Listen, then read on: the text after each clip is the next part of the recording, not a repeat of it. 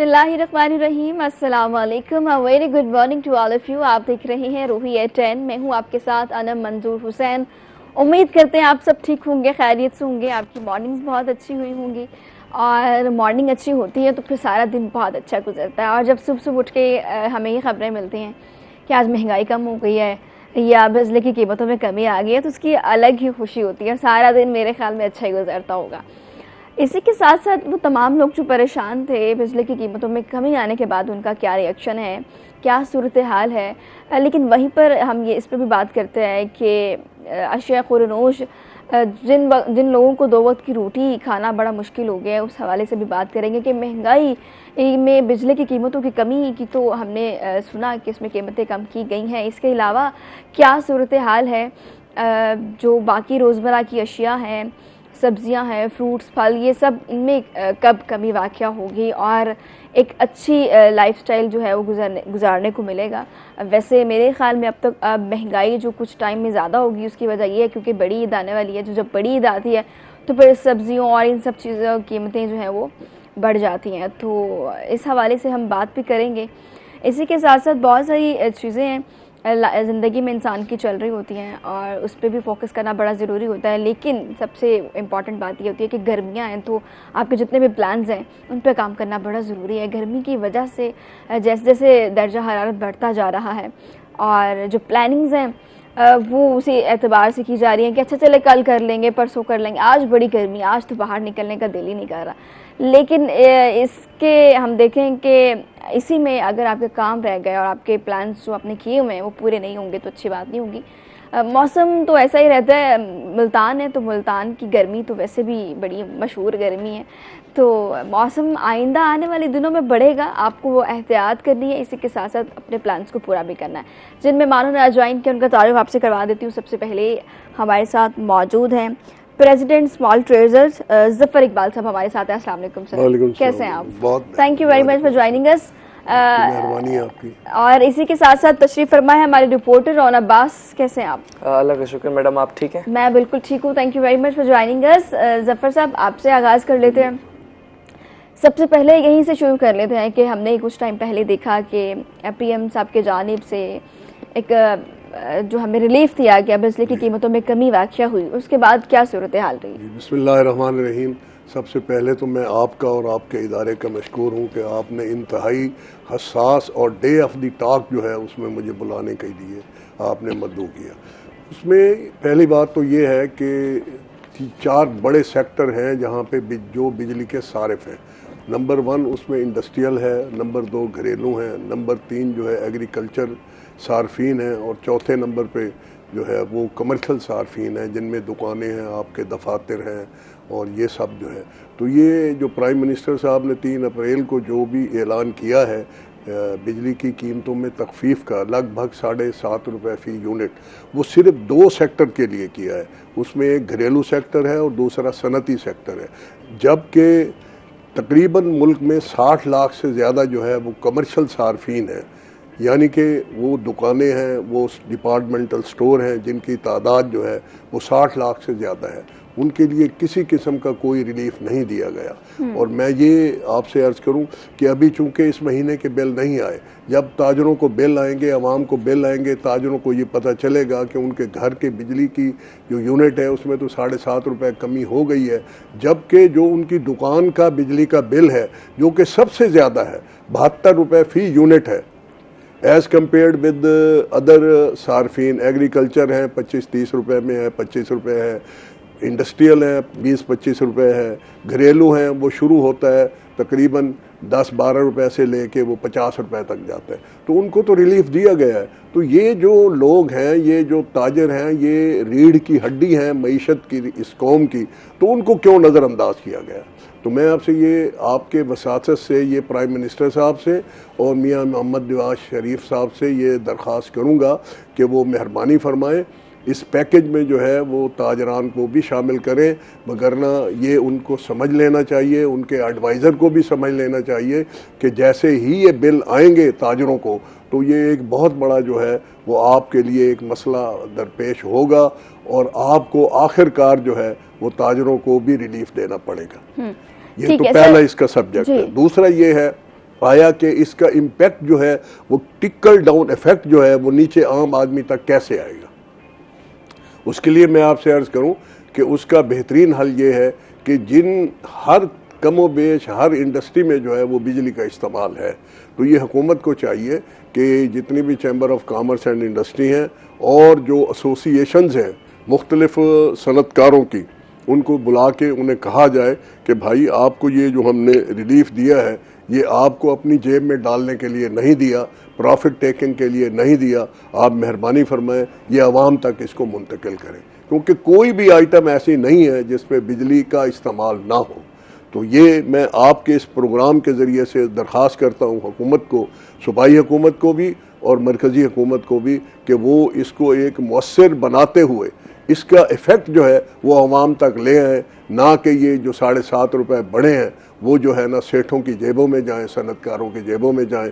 लेकिन ये जो घरेलू सार्फिन के लिए जो रियायत दी गई है ये बहुत अच्छा एक कदम है हुकूमत पाकिस्तान का, इसको ताजर बिरादरी अप्रिशिएट करती है, लेकिन वो ये भी समझती है कि उनके साथ जो हक तलफी हुई है वो इसी महीने के अंदर उसकी भी तस्हीह की जाए। वगरना ताजर जो है वो, मैं उनका एक नुमाइंदा होने के नाते ये आपकी इस प्रोग्राम से उनको बताना चाहता हूँ अरबाब इक़्तिदार को, नहीं तो ताजर सड़कों पे होंगे।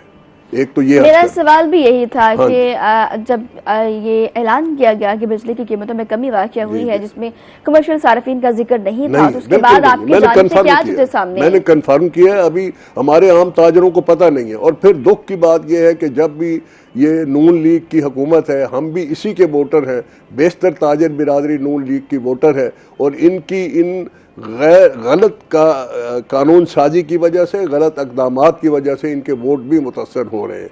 मियाँ साहबान को ये सोचना चाहिए, अगर नहीं सोचेंगे तो ये पहले भी इनको एक डेंट पड़ चुका है, फिर मजीद भी इनको मजीद डेंट पड़ेंगे। अब अगली बात जो मैं करना चाहता हूँ वो इससे भी ज़्यादा इम्पॉर्टेंट, वो ये है कि इस वक्त अरबों डॉलर की इन्वेस्टमेंट से पूरा मुल्क को जो है वो सोलर एनर्जी का बुखार चढ़ा, और सोलर एनर्जी इस वक्त जो है वो 6,000 मेगावाट तक लोग अपनी बिजली खुद बना रहे हैं सोलर के जरिए। तो अभी पिछले दिनों पे अवैस लगारी साहब ने एक शोशा छोड़ दिया कि जी हम ये 10 रुपए में ख़रीदेंगे और 50 रुपए में बेचेंगे। वो भाई और थोड़ी जगह है आपको कारोबार करने की, आप क्यों ऐसा कर रहे हैं? इस अरबों डॉलर की इंडस्ट्री को क्यों बर्बाद कर रहे हैं? एक सफ़ेद पोश आदमी ने 2, 4, 5, 10 लाख रुपए लगा ही दिया है, अपने घर के ऊपर छत के ऊपर सोलर प्लेटें लगा भी दी हैं, जिन पे आपने कस्टम ड्यूटी भी ली है, इनकम टैक्स भी लिए हैं, इन्वर्टर भी उसने लाखों रुपए के लगाए हैं, आपको टैक्स दे के लगाए हैं। अगर एक सिस्टम 10 लाख का लगता है सोलर का, तो उसमें गवर्नमेंट को कमो बेश 2.5-3 लाख रुपए टैक्स जाता है। भाई को खुदा का खौफ करें। और ये मैं समझता हूँ शहबाज शरीफ साहब ने कमाल मेहरबानी की, बर वक्त उन्होंने इसका तदारुक किया और एक बयान जारी किया कि हम ऐसी कमेटी बना रहे हैं जिसमें सोलर सार्फिन के जो मसाइल हैं उन तक हम रसाई करेंगे, आइडेंटिफाई करेंगे और उनकी दुरुस्तगी करेंगे। अभी मैं ये एक और चीज़ भी अर्ज़ करना चाहूँ अरबाब इक़्तिदार को, वो ये है कि अभी वापडा ने जो है वो लोगों को जिन्होंने सोलर सिस्टम लगाए हुए हैं उनको नोटिस देना शुरू कर दिया है कि जी आपका मंजूर शुदा लोड 6 किलोवाट था, आप 10 किलोवाट चला रहे हैं, आप 9 किलोवाट चला रहे हैं। और भाई मेरा घर जो था वो 20 साल पहले बना था, तो 20 साल पहले वाला ही मैंने लोड लिखना था। तो अब अगर मैंने 9 किलोवाट हो ही गया तो आपको इसमें क्या परेशानी है? और फिर आप यही करना चाहते हैं भाई लोगों के लोड बढ़ा के उनसे जो है वो अजाफी पैसे लेना चाहते हैं।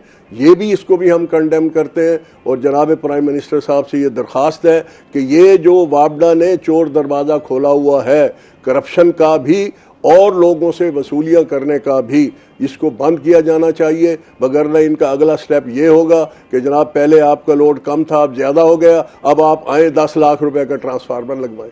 तो ये कहानी इसको बंद होनी चाहिए। हुकूमत को संजीदगी से इस पे देखना चाहिए। और हम तो हुकूमत की बर वक्त इक़दामात की जो है वो तारीफ़ करते हैं कि ये एक ऐसी हुकूमत आई है जिसने मुश्किल दौर में मुल्क की बागडोर संभाली है, मईशत को संभाला है, और इस दहशत गर्दी के माहौल में भी वो मईशत को थामे हुए हैं। तो अब मेहरबानी फरमाएं हुकूमत पाकिस्तान, ये ऐसे होछे हथकंडे अपने ज़ेली इदारों को, वापडा को और दूसरे महकमों को अख्तियार करने की इजाज़त ना दें, इनसे मजीद इनको परेशानी होगी। पहले भी मुल्क में स्टेबिलिटी नहीं है, सियासी स्टेबिलिटी नहीं है, लॉ एंड ऑर्डर भी नहीं है। तो ये आपके इस प्रोग्राम की निस्बत से मैं मियां नवाज शरीफ साहब से भी गुजारिश करूंगा और आसिफ जरदारी साहब से भी, और दूसरे जितने ज़ोमा हैं हमारी सियासी ज़ोमाएं, हम सब की कदर करते हैं, उनमें सब शामिल है, किसी एक को हम माइनस नहीं करते। सबसे हम दरखास्त करेंगे कि वो मिल बैठ के कौम की मईशत को सुधारें और जो मैंने गुजारिशात की हैं उन पे अमल। बिल्कुल, आपकी आवाज़ जरूर अरबाब इख्तियार तक पहुंचेगी और इस पर एक्शन लिया जाएगा। ऑन आपकी तरफ आना चाहूँगी, लेबर डिपार्टमेंट की जानिब से चाइल्ड लेबर पर इस वक्त क्या जा रहा है? बिल्कुल, अगर जिस तरह से अभी तमाम मसाइल के हवाले से बात हो रही थी, हमारे मुल्की मसाइल, माशी मसाइल, उसके बाद जो है अगर हम देखें कि जिस तरह से बिजली की कीमतों में भी हमने देखा नुमाया कमी हुई, लेकिन ऑन ग्राउंड रियलिटीज़ को अगर हम देखें तो अशिया खुर्दनोश या जो ग्राउंड रियलिटीज़ हैं उसमें अगर हम बात करें तो जो रिलीफ मिलना चाहिए था आम आवाम को, शायद वो ना मिल पाया। और वहीं पर ही हम अपनी जीडीपी ग्रोथ को देखें तो गुज़िश्ता 10 सालों में हमारी जो जीडीपी की ग्रोथ है सिर्फ 5% तक है, जबकि तरक्याती ममालिक की अगर हम बात करें 40 से 45% तक जो है एवरेज जीडीपी ग्रोथ इन 10 सालों में बढ़ती दिखाई दी। तो वहीं पर ही मसाइल जो हैं जिसे सबसे ज़्यादा जो तबका मुतासिर होता है वो है मजदूर तबका। तो अगर उनमें हम बात करें तो जब उनके घर की रोटी पूरी नहीं हो रही होती तो अपने बच्चों को तालीम छुड़वा कर उन्हें दुकानों पर, उन्हें जो है वर्कशॉप्स पर, उन्हें जो है फैक्ट्रियों में जो है मजदूरी करने पर मजबूर कर देते हैं। लेबर डिपार्टमेंट इस हवाले से मुल्तान लेबर डिपार्टमेंट जो है काफ़ी मुतहरिक हुआ और गुज़िश्ता 1 माह के दौरान 25 से ज़ायद FIR जो हैं उन मालकान के ख़िलाफ़ की गई कि जिनके जो है जगह पर जितने भी हमने देखा कि बच्चे काम कर रहे थे, चाइल्ड लेबर की एक्ट की वायलेशन की जा रही थी। और इस सारी सूरत हाल में न सिर्फ चाइल्ड लेबर की रोकथाम के लिए लेबर डिपार्टमेंट मुतहरिक है, बल्कि जितने मजदूर स्पेशली जो भट्टे पर काम करते हैं तो डायरेक्टर लेबर जो है उस हवाले से भी काफ़ी मुतहरिक हैं। वज़ीर आला मरीम नवाज़ की खसूसी हिदायत पर जो है पूरे पंजाब भर में भट्टा मजदूर सर्वे किया जा रहा है।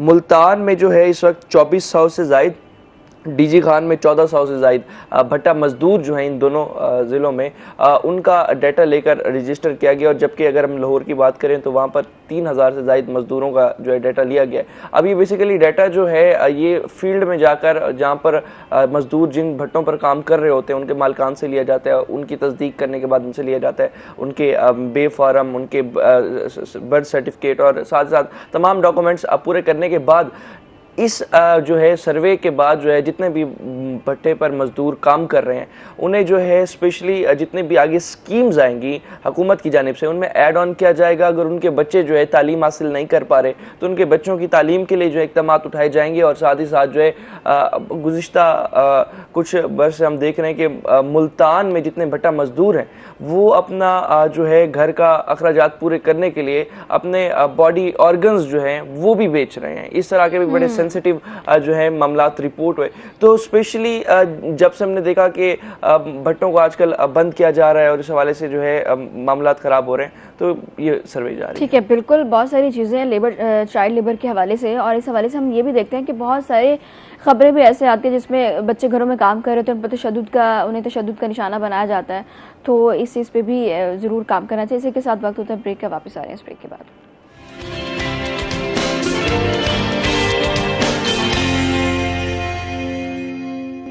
Welcome back. एक दफ़ा फिर से खुशामदीद कहते हैं आपको।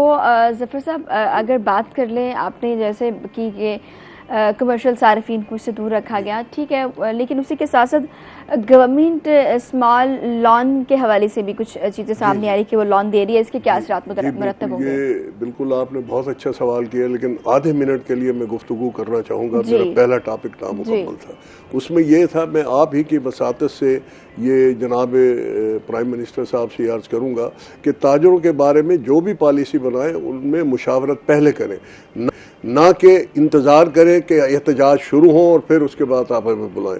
तो फिर एक जो कार्डियल रिलेशन है ना जी, एक जो कॉन्फिडेंस का लेवल है वो भी डेफिसिट में चला जाता है। अच्छा। तो मैं उसके लिए ये अर्ज करूं, यानी कि अभी तक आपसे कोई इनपुट नहीं ली गई? जी नहीं लिया गया। इसी तरह इन्होंने जो है वो बिलों पे बिजली के बिलों पे फिक्स टैक्स का इजरा किया था, वो भी हमसे मशवरा ना किया, वो स्कीम फेल हो गई। फिर उसके बाद ताजर 2 स्कीम आई, उस पर भी हमें कोई एतमाद में नहीं लिया गया, वो भी फेल हो गई। अब इन्होंने एक नई स्कीम बनाई है 236H के हवाले से, वो भी अभी लूली लंगड़ी चल रही है, लेकिन वो कामयाब नहीं होगी अनटिल जब तक ये ताजरों को बिठा के उस पर डिस्कशन नहीं करेंगे। ठीक है। अब अगली बात करते हैं जो इस वक्त हुकूमत पाकिस्तान ने इस वक्त दो जो है वो कर्ज की स्कीमें चल रही हैं हर किसी के लिए। वो ताजर है, डॉक्टर है, इंजीनियर है, छोटा ताजर है, बड़ा ताजर है। एक तो चल रही है फेडरल गवर्नमेंट की, उस पर जो इंटरेस्ट है वो सिर्फ 5% है और 5 साल की जो है उनमें रीपेमेंट की किस्तें हैं। अच्छा, फिर उसके बाद अभी CM साहबा ने मेहरबानी की है, इन्होंने पंजाब लेवल पे भी एक स्कीम शुरू की है जिसपे जो 10 लाख से लेके 3 करोड़ रुपए तक की स्कीम है। लोगों को ये दोनों कर्जे मिल रहे हैं, ये बात नहीं है कि नहीं मिल रहा है। जो प्रोविंशियल गवर्नमेंट की स्कीम है चीफ मिनिस्टर साहब की, उसमें जो है मार्कअप नहीं है, लेकिन उन्होंने 3% जो है वो फीस रखी है, कर्जा फीस रखी है।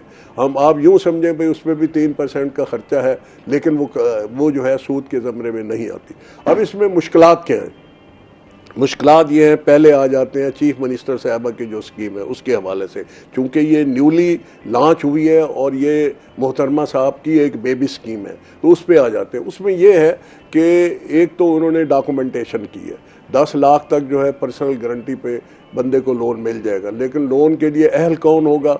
जिसका शनाख्ती कार्ड हो, जो कारोबार कर रहा हो या उसने नया करना है, वो डिफ़ाल्टर ना हो, ना सरकारी महकमे का हो, सूबाई महकमे का हो, ना फेडरल गवर्नमेंट का हो, ये ना हो। और उसके अलावा यूटिलिटी बिल्स हैं, इवन जो आपके मोबाइल फ़ोनों के बिल हैं उनका भी नादहिंदा ना हो। अगर नादहिंदा होगा तो वो इस स्कीम से आउट हो जाएगा। अच्छा, हाँ जी। तो इसकी जो सुपरविजन उन्होंने की है वो इंसानी हाथों में नहीं है, वो मसरूई ज़हानत को दे दी है। उनको एक चेक लिस्ट दे दी है भी जो भी आपके पास दरखास्त गुजार आए ये देखें। तो रूल्स एंड रेगुलेशन तो सबके लिए है ना, अगर AI ये काम कर रहा तो बेहतर है। मैं यही अर्ज कर रहा हूँ भाई।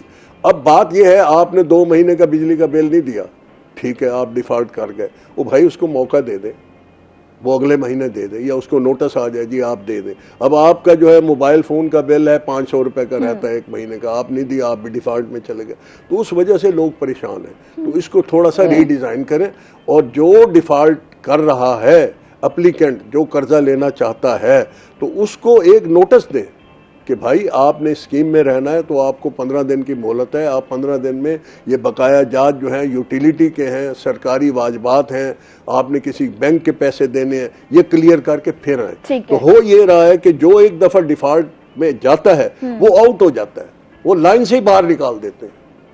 तो ये मैं आपके इस आज के प्रोग्राम से ये बताना चाहता हूँ, दरख्वास्त करना चाहता हूँ जनाब CM साहबा को कि इसमें ये थोड़ा सा टाइम दें। लोग आदि मुजरिम नहीं है डिफ़ॉल्ट के, ये बाज़ दफ़ा जहन से भूल जाता है। अच्छा, आप लतीफ़े की बात सुने, 10 चेक लिस्ट है, उसमें 10 पॉइंट हैं, सारा बंदा क्लियर कर गया। अब सेफ सिटी है लाहौर में, वहाँ कहीं से गुजर रहा था, उसकी स्पीड ज़्यादा थी या उसको पता नहीं चला, उसका चलान हो गया। अब 1000 रुपए के चलान है, उसको पता ही नहीं है मैंने भरना है नहीं भरना, वो भी डिफ़ॉल्ट में चला गया। अच्छा, हाँ जी। तो इस किस्म की जो बातें हैं इनकी रेक्टिफिकेशन होनी बहुत ज़रूरी है। आपने बहुत अच्छा सवाल किया, तो मैंने उस पर अपनी नुमाइंदगी भी कर दी, ताजरों की भी कर दी, अवाम की भी कर दी, और उन लोगों की कर दी जिन्होंने इन लोन्स के लिए अप्लाई किया हुआ है। तो ये मैं समझता हूँ कि जो भी साहिब इक़्तिदार लोग ये प्रोग्राम देख रहे हैं ये इस चीज़ को नोट फरमाएं, और जो डिफ़ॉल्ट हैं छोटे मोटे, वो जो भी एप्लीकेंट हैं उनको टाइम दें, महीने का दें, 15 दिन का दें, ताकि वो अपनी डिफ़ॉल्टनेस जो है उसको ख़त्म करके फिर आपके इस धारे में शामिल हो जाए। ठीक है, आपने रिटर्न में ये सारी चीज़ें आगे फॉरवर्ड नहीं की? नहीं मैडम, हमने ये मुख्तलिफ फोरम पे बताया है उनको। अच्छा, हाँ, ये बिल्कुल आपने सही फरमाया, ये रिटर्न में भी दे देते हैं। थैंक यू वेरी मच, ये आपने याद दहानी करा दी। ठीक है, बहुत शुक्रिया, अल्लाह आपको जज़ाए खैर दे। ठीक हो गया।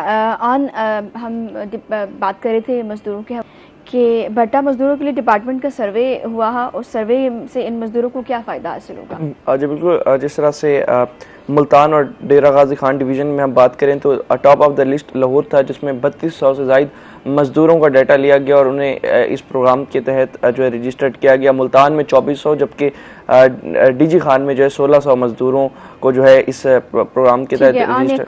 कॉलर लेते हैं, फिर इस पर बात करते हैं। अस्सलाम वालेकुम। वालेकुम, कैसी हैं? याहिया बात कर रहे हैं। मैं बिल्कुल ठीक हूँ जी। याहिया, क्या कहना चाहेंगे? पहले तो दोनों मेहमानों को सलाम हो। और रूही, मैं अक्सर देखता रहता हूँ, मुझे सारी मुल्तानी खबरें मिलती रहती है, लेकिन मैं आज ये बात करना चाहता हूँ क्योंकि कल पेट्रोल की लोग एक्सपेक्ट कर रहे थे कि कीमत कम होगी, लेकिन नहीं हुई, तो ये बड़े लोगों को मायूस हुई। मैं देखिए अभी भी पेट्रोल की लेवीज में बहुत ज्यादा इजाफा कर दिया गया है, तो मैं बहुत यकीनन काम हो रहा है, गवर्नमेंट काम भी कर रही है, बलुचिस्तान में भी काम की, मिनरल कॉन्फ्रेंस वगैरह सब भी, लेकिन प्रॉब्लम ये हो रही है जो तरक्की है ना उसकी आवाम को फल नहीं मिल रहा और अवाम वही अपनी जगह खड़ी है। जब तक जो आम आवाम को फायदा नहीं पहुंचेगा तो जाहिर बात है लोग कभी खुशहाल हो नहीं सकते। अब आप देखें ना, जो बिजली है उसी की बुनियाद पे तो सारी चीजें, इंडस्ट्री भी चल रही, सब कुछ चल रहा है, तो आप पेट्रोल से कंसर्न है, जाहिर बात है आप वो फ्यूल एडजस्टमेंट चार्जेस भी डाल रहे होते हैं पेट्रोल के अंदर। तो मेरी तो यही दरख्वास्त है, मेरा इनसे एक सवाल ये भी है, हमारे साथ बैठे हुए इनसे ये सवाल ये है कि देखिए बात ये है कि जो गवर्नमेंट ही कहती है कि जी कारोबारी हरकत को हम फायदा देंगे और कारोबार जाहिर है आपकी एक्सपोर्ट बढ़ेगी तो आपके पास डॉलर भी आएंगे, लेकिन अनफॉर्चुनेटली जो पॉलिसीज है वो कुछ इस किस्म की नहीं है कि कारोबार तरक्की कर सके। तो आपके साथ में क्या ऐसा करे गवर्नमेंट के, यकीनन गवर्नमेंट एफर्ट कर रही है, लेकिन उसके रिजल्ट क्यों नहीं आ रहे हैं, हम आम आदमी को क्यों नहीं रिजल्ट मिल रहा है उसको? ठीक है, बहुत शुक्रिया याया, इस पे हम बात भी करेंगे, मजीद हम इस पे डिस्कशन करेंगे सर से ऑन।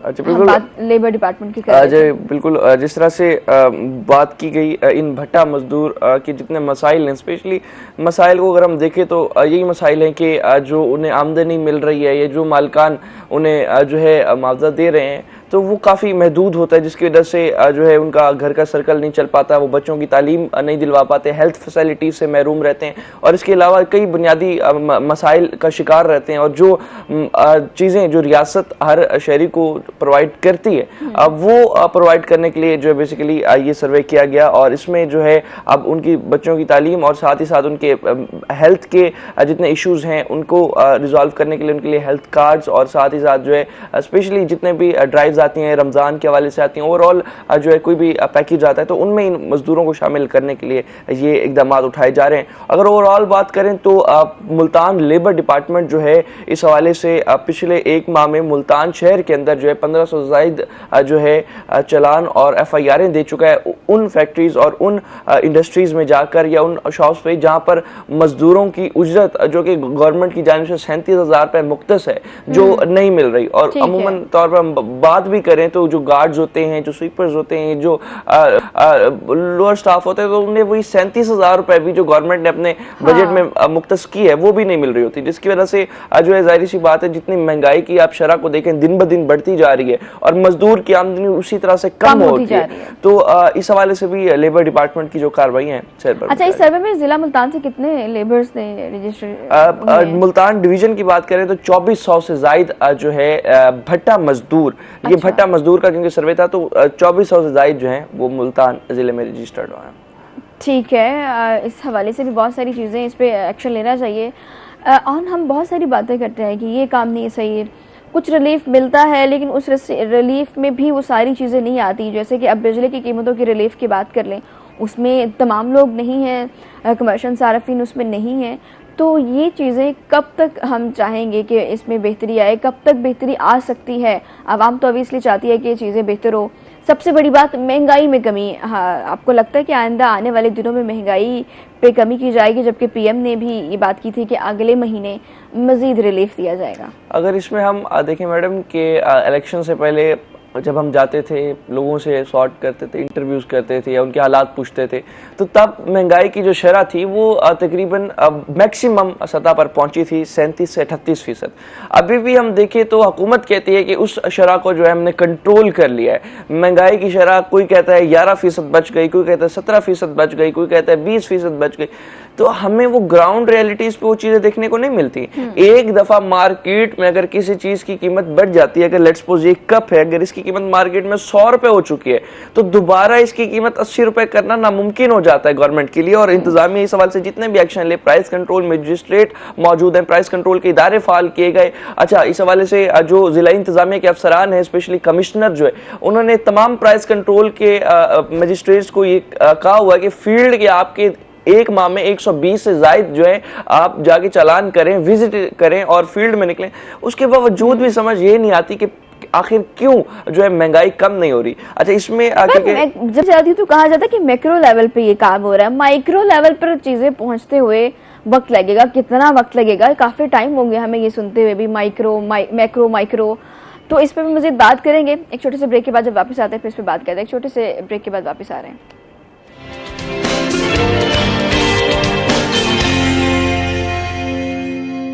Welcome back. एक दफ़ा फिर से खुशामदीद कहते हैं। जफर साहब, हम सुन रहे थे कि पेट्रोलियम मसनूआत में कीमतें कमी की वाक़या की जाएंगी, लेकिन हमने देखा कि ऐसा नहीं हुआ। तो इससे क्या स्मॉल इंडस्ट्रीज पर क्या फ़र्क पड़ा? फिर एक कॉलर ने कॉल भी की तो बिल्कुल सही। उन्होंने, उनके दो सवाल थे। पहला सवाल तो ये था कि जी बहुत शोर होगा था और पेट्रोलियम के रेट कम होने थे, इसमें कोई शक नहीं है। इस वक्त जो इंटरनेशनल रेट है ना जी, वो पेट्रोलियम की, उसमें फ़ी बैरल $10 की कमी हुई है, और जो $10 की कमी होने से तकरीबन को 18 से 20 रुपए पर लीटर का कमी होनी चाहिए। तो प्राइम मिनिस्टर साहब ने हुब्बुल वतनी का मुजाहरा किया।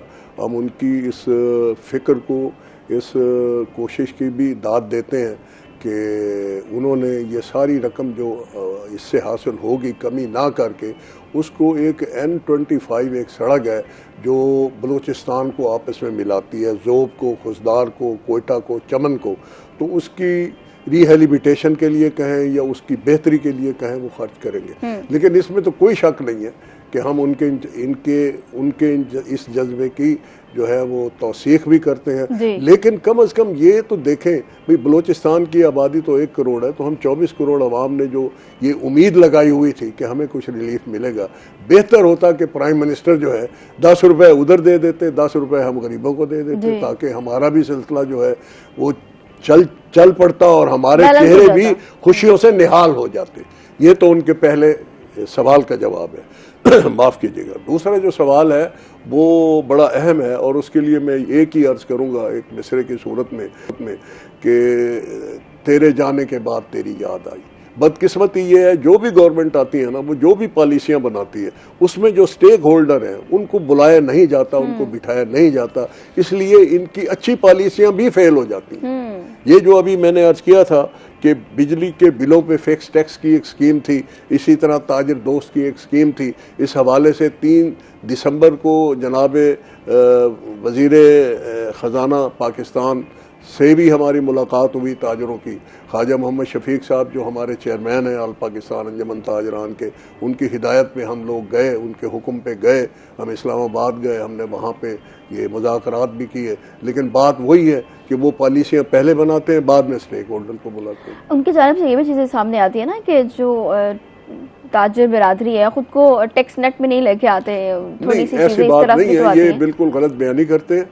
ये ऐसी बात नहीं है कि टैक्स नेट में नहीं है। मैं आपको अगर बताऊं तो इस वक्त जो है तकरीबन जो आप यूँ समझें कि तकरीबन 65-70% जो हमारा छोटा ताजर वो टैक्स नेट में।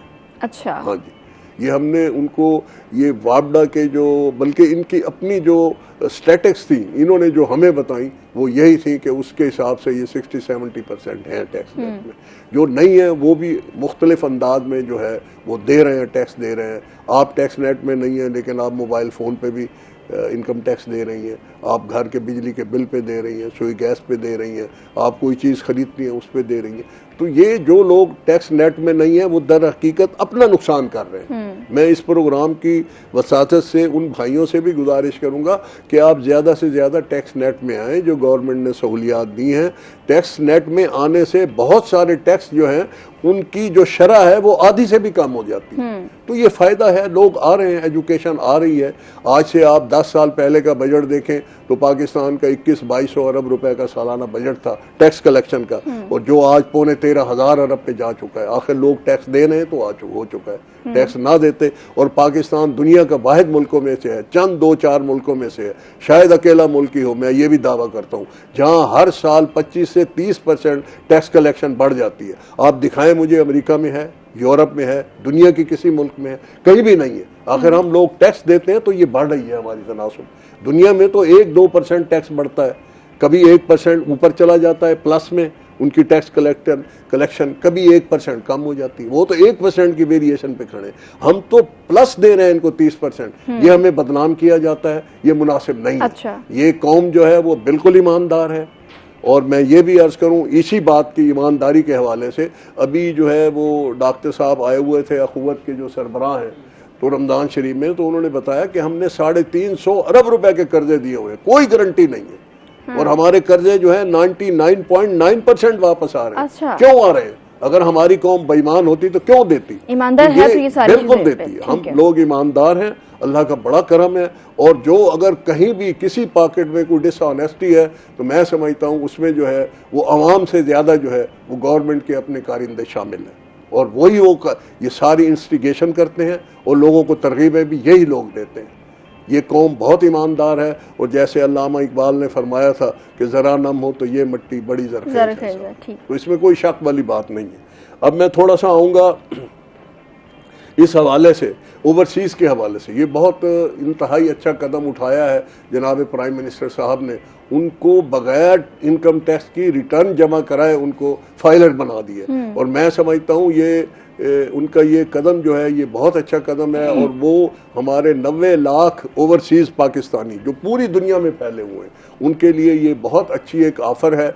वो रिटर्न जमा ना भी कराएं तो जब वो जायदाद खरीदेंगे बेचेंगे, गाड़ी खरीदेंगे बेचेंगे, तो उनके साथ टैक्स मामलात वैसे होंगे जैसे मैं एक रिटर्न फाइलर हूँ, मैं 25-30 साल से 50 साल से टैक्स दे रहा हूँ, मेरे लिए भी वही शरह होगी और उनके लिए भी वही होगी। जबकि इससे पहले, आज से पहले जो है वो ये था कि जो है वो जो टैक्स फाइलर के लिए, टैक्स गुजार के लिए जो शरह थी, तो नॉन टैक्स गुजार के लिए या ओवरसीज़ के लिए वो शरह डबल होती थी। अब ये प्राइम मिनिस्टर साहब की मेहरबानी है, उन्होंने ये सिंगल शरह कर दी है, उनको फाइलर बना दिया है। मैं तमाम ओवरसीज़ पाकिस्तानियों को मुबारकबाद पेश करता हूँ इस हवाले से, और ये भी कहता हूँ कि वो मैक्सिमम पैसे इस मुल्क में भेजें।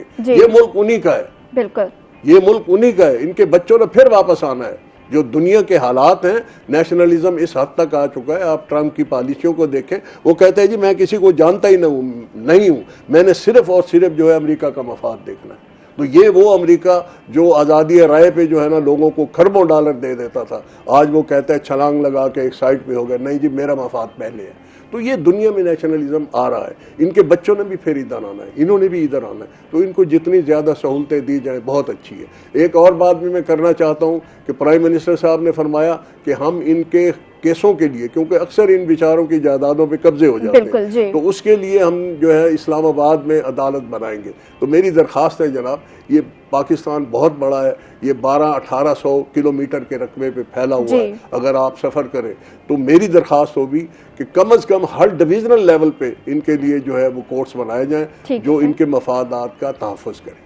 ठीक है, ये भी मेरी प्राइम मिनिस्टर साहब से गुजारिश है। और इसी तरह मैं बाकी चीजें जो बाकी कोर्ट्स हैं उनमें जो काम हो रहे हैं, जो केसेस हैं, उस पे तो अभी इतनी एफिशिएंसी से काम नहीं हो रहा, तो नए कोर्ट्स बनाना, उस पे काम करना, तो उस पे देखे ना, चलो हम कहते हैं जी ठीक है हमारे यहाँ जो है ना बहुत ज्यादा पेंडेंसी है पेंडिंग केसेस की, वो भाई ये तो नई कोर्ट बना दे और इसको फिर टाइम फिक्स कर दे, 6 महीने में फैसला दें। आप क्यों नहीं देते? और मैं यही आपसे अर्ज करूं, मैं मिस्र गया 2019 में एक डेलीगेशन में, रोटरी के डेलीगेशन में, मैं हैरान हुआ कि नहर सुएज की जो आमदनी थी उनकी वो उस वक्त $30 बिलियन थी, और जो वो एहराम मिस्र दिखाते हैं और ममीज़ दिखाते हैं और मुख्तलिफ टूरिज्म के जगह दिखाते हैं, कोहतूर दिखाते हैं, तो उसकी इनकम भी $30 अरब थी। यानी कि वो $60 अरब जो है ना, एक गरीब मुल्क जो है वो आराम से इन अपने कुदरती वसाइल से कमा रहा है, कुदरती वसाइल से। और उस वक्त 2019 में हमारा पेट्रोल था 150 रुपए लीटर, उनका था 30 रुपए लीटर, तो आवाम में खुशहाली थी। तो ये भी कोई ऐसे मैयर ले आए। अब देखें ना जी, हमारा इतना खूबसूरत इलाका है नॉर्दर्न एरिया, हम कहते हैं जी स्विट्जरलैंड से बेहतर है, और वाकई बेहतर है। मैंने देखा है स्विट्जरलैंड में भी देखा है, एक पहाड़ है आल्प्स उसे कहते हैं, आल्प्स माउंटेन कहते हैं, और छोटी छोटी झीलें हैं। आप इधर जाए नॉर्दर्न एरिया में, अगर ये यहाँ के बहुत खूबसूरती है, लोगों को एजुकेट कर दें और लोगों को कहें भाई दीनी तालीम भी ले, दुनियावी भी ले। वो अल्लाह के नबी ने दुनियावी तालीम लेने से मना तो नहीं किया। अल्लाह के नबी ने तो जंगे बदर में वो जो मुशरिकीन बने थे, कैदी बने थे, उनको कहा था भाई आप 10 बंदों को जो है तालीम दे दो, आपको फारिग कर देंगे, आपकी कैद खत्म कर देंगे। अल्लाह के नबी ने तो इतनी जो है ना इसके लिए पुरकशिश जो है उनको मराद दी थी। भाई आप भी दें उनको मराद, आप भी मराद दें। फाटा के एरिए को, इन एरिए को, वहाँ उनके मसाइल को समझे ताकि टूरिस्ट यहाँ भी आए। तो ये एक ओवरसीज की बहुत बड़ी इनकम है। ठीक है, इनका ख्याल करना चाहिए। बिल्कुल ठीक है, और भी बहुत सारी चीज़ें हैं जिन पर काम करना चाहिए। शहर को खूबसूरत बनाने के लिए PHA मुल्तान क्या आ रही है? बिल्कुल, अगर हम बात करें PHA मुल्तान के हवाले से तो स्पेशली जितने भी पार्क्स हैं, जिसमें मदनी पार्क हो गया, शाह शम्स पार्क हो गया, डोगर पार्क हो गया, तो इन तमाम शहर में मौजूद पार्क्स का जो है हर हफ्ते DG PHA जो कि एडिशनल कमिश्नर भी हैं करीम बख्श साहब, जाके उधर दौरा करते हैं फील्ड का, और जो अभी वहाँ पर रेनोवेशन का काम या अपग्रेडेशन का काम, और अगर वहाँ प्लांट्स कम है शजरकारी के हवाले से नए प्लांट्स को वहाँ इंस्टॉल करना, तो इस हवाले से सारे पार्क्स की जो है रेनोवेशन और खूबसूरती बढ़ाने के लिए उधर काम जारी है। साथ ही साथ अगर हम बात करें तो जिस तरह से पूरे मुल्तान शहर के चौक हैं, तो वहाँ पर नए पौधे, नए गमले रखकर जो है उन चौक्स को भी खूबसूरत बनाया जा रहा है। और इसके साथ साथ जो पाक गेट खूनी बुर्ज की एक दीवार, कदीमी दीवार थी हमारी, तो वो एक प्रोजेक्ट PHA मुल्तान का जो है नया प्रोजेक्ट शुरू किया गया है 2.67 मिलियन का। तो उस पूरी दीवार को जो है दोबारा पेंट किया जा रहा है, और उसके साथ साथ जो है वहाँ पर थोड़े से दीवार के नीचे जो है एरिया में वहाँ पर नए पौधे लगाए जाएंगे। तो मैक्सिमम जितने पौधे शहर के अंदर लग सकते हैं और शहर की खूबसूरती जिसे बढ़ सकती है, तो उस पर PHA मुल्तान का काम जारी है। ठीक है, ज़बरदस्त। PHA मुल्तान बड़े काम कर रहे हैं और शहर को खूबसूरत बना रहे हैं। उम्मीद करते हैं कि मज़ीद इसमें बेहतरी आएगी। इसी के साथ वक्त होता है ब्रेक का, वापस आ रहे हैं इस ब्रेक के बाद।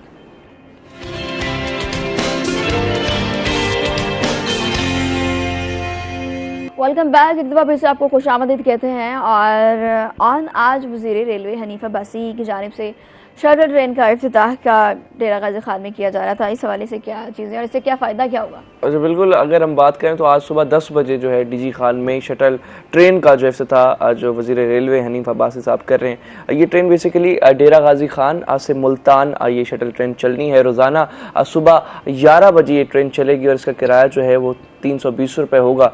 इससे नो डाउट कि मुल्तान और डेरा गाजी खान के बीच जो ये रीजन है, यहाँ पर काफ़ी ज़्यादा ट्रैवलिंग होती है, तो उन मुसाफिरों को काफ़ी फ़ायदा होगा कि 11 बजे जब डेरा गाजी खान से यहाँ आएगी ट्रेन, 1 बजे तक पहुँच जाएगी, फिर उसके बाद कुछ रेस्ट के बाद फिर वापस जो है ये शटल ट्रेन डेरा गाजी खान की तरफ जो है गामजन होगी। तो इसे जो है मुल्तान और डेरा गाजी खान की जो आवाम है उनके लिए बड़ा एक फ़ायदा है, क्योंकि नॉर्मली बात करें तो किराया जहाँ पर 500-600 रुपये है डेरा गाजी खान और मुल्तान के बीच का, तो वहीं पर ही ट्रेन का जो किराया होगा वो 320 रुपये होगा। ओके, ज़बरदस्त, ये भी एक अच्छी चीज़ है। और ज़फ़र साहब, आपकी तरफ आना चाहूँगी। जी, लॉ एंड ऑर्डर के बारे में हम जानना चाहेंगे। मैं बहुत अच्छा सवाल आपने फरमाया। एक्चुअली ऐसा है, जब से ये पुलिस की जो इस वक्त सिटिंग मैनेजमेंट है ये आई है, जिसमें RPO साहब हैं और ख़ास करके CPO साहब हैं, सादिक अली डोगर साहब, तो इन्होंने स्ट्रीट जराइम पे काफ़ी कंट्रोल किया है। और डकैतियाँ वगैरह as compared with 1 year earlier, अगर हम पीछे चले जाएं 1 साल पीछे, तो उस वक्त काफ़ी डकैतियाँ होती थी। एक तो डकैतियों की शरह में भी कमी हुई है, चोरी की वारदातें तो हर वक्त होती रहती है। अच्छा, और उसमें जो डकैतियों की रिकवरी है वो भी काफ़ी हद तक बहुत अच्छी हो चुकी है। और जो अभी सेफ सिटी बन चुका है या बन रहा है, जिसका अनकरीब सुना था पिछले महीने इफ्तिताह होना है, वो नहीं हुआ। हमारी दरख्वास्त है पुलिस अफसरान से भी और जनाब डिप्टी कमिश्नर और कमिश्नर साहब से भी, बिल्कुल काफी टाइम से सुन रहे थे सेफ सिटी, अभी तक तो नहीं। पिछले महीने इन्होंने 15 तारीख को इफ्तिताह भी करना था, ड्यू टू वन और दी अदर रीज़न वो अभी तक नहीं हुआ। एक तो उसका इफ्तिताह फरमाएं, और दूसरा जो है ना, लोगों की सिक्योरिटी को ज़्यादा एम्फेसाइज करें। और जो मेरी भी दरख्वास्त होगी जनाब CPO साहब से भी, जितनी भी हमारे पुलिस के एहलकार हैं उनकी जो है वो कंप्यूटर के हवाले से खसूसी क्लासें लगाई जाएँ, क्योंकि अक्सर जो तफ्तीशी अफसरान हैं वो बूढ़े हैं या कंप्यूटर से नाबलद हैं, तो उनकी वजह से जो मुकदमात की तफ्तीश है वो रुक जाती है कई महीने तक, और वो जो है ना उससे कोई अच्छे नताइज सामने नहीं आते। एक बात। दूसरी बात यह है कि DHA मुल्तान ने मुल्तान पुलिस को जो है वो बिल्डिंग बना के दी है थाने की, तो वो थाना अभी तक चौकी है, तो उसको जो है ना थाने में कन्वर्ट किया जाए, ताकि वहाँ के लोगों के जो मुश्किलात हैं, जो FIR दर्ज कराने के मामलात हैं वो दुरुस्त हों। क्योंकि FIR कराने के लिए DHA के लोगों को भी उधर जाना पड़ता है, वो थाना अल्पा में जाना पड़ता है। वो शहर से काफ़ी दूर एक देहाती थाना है, उसका कल्चर भी मुख्तलिफ है। शहर के थानों का कल्चर मुख्तलिफ है, देहाती थानों का कल्चर मुख्तलिफ है।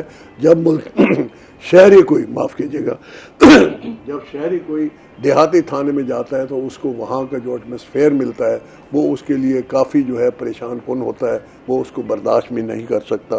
तो मेरी जनाब RPO साहब और CPO साहब से दरख्वास्त है कि उस थाने को, उस चौकी को फौरी तौर पे थाने में बदलें और शहर में जितने भी थाने हैं वो उन थानों की इलाकाई हदूद के अंदर होने चाहिए, ना कि हदूद से बाहर हो।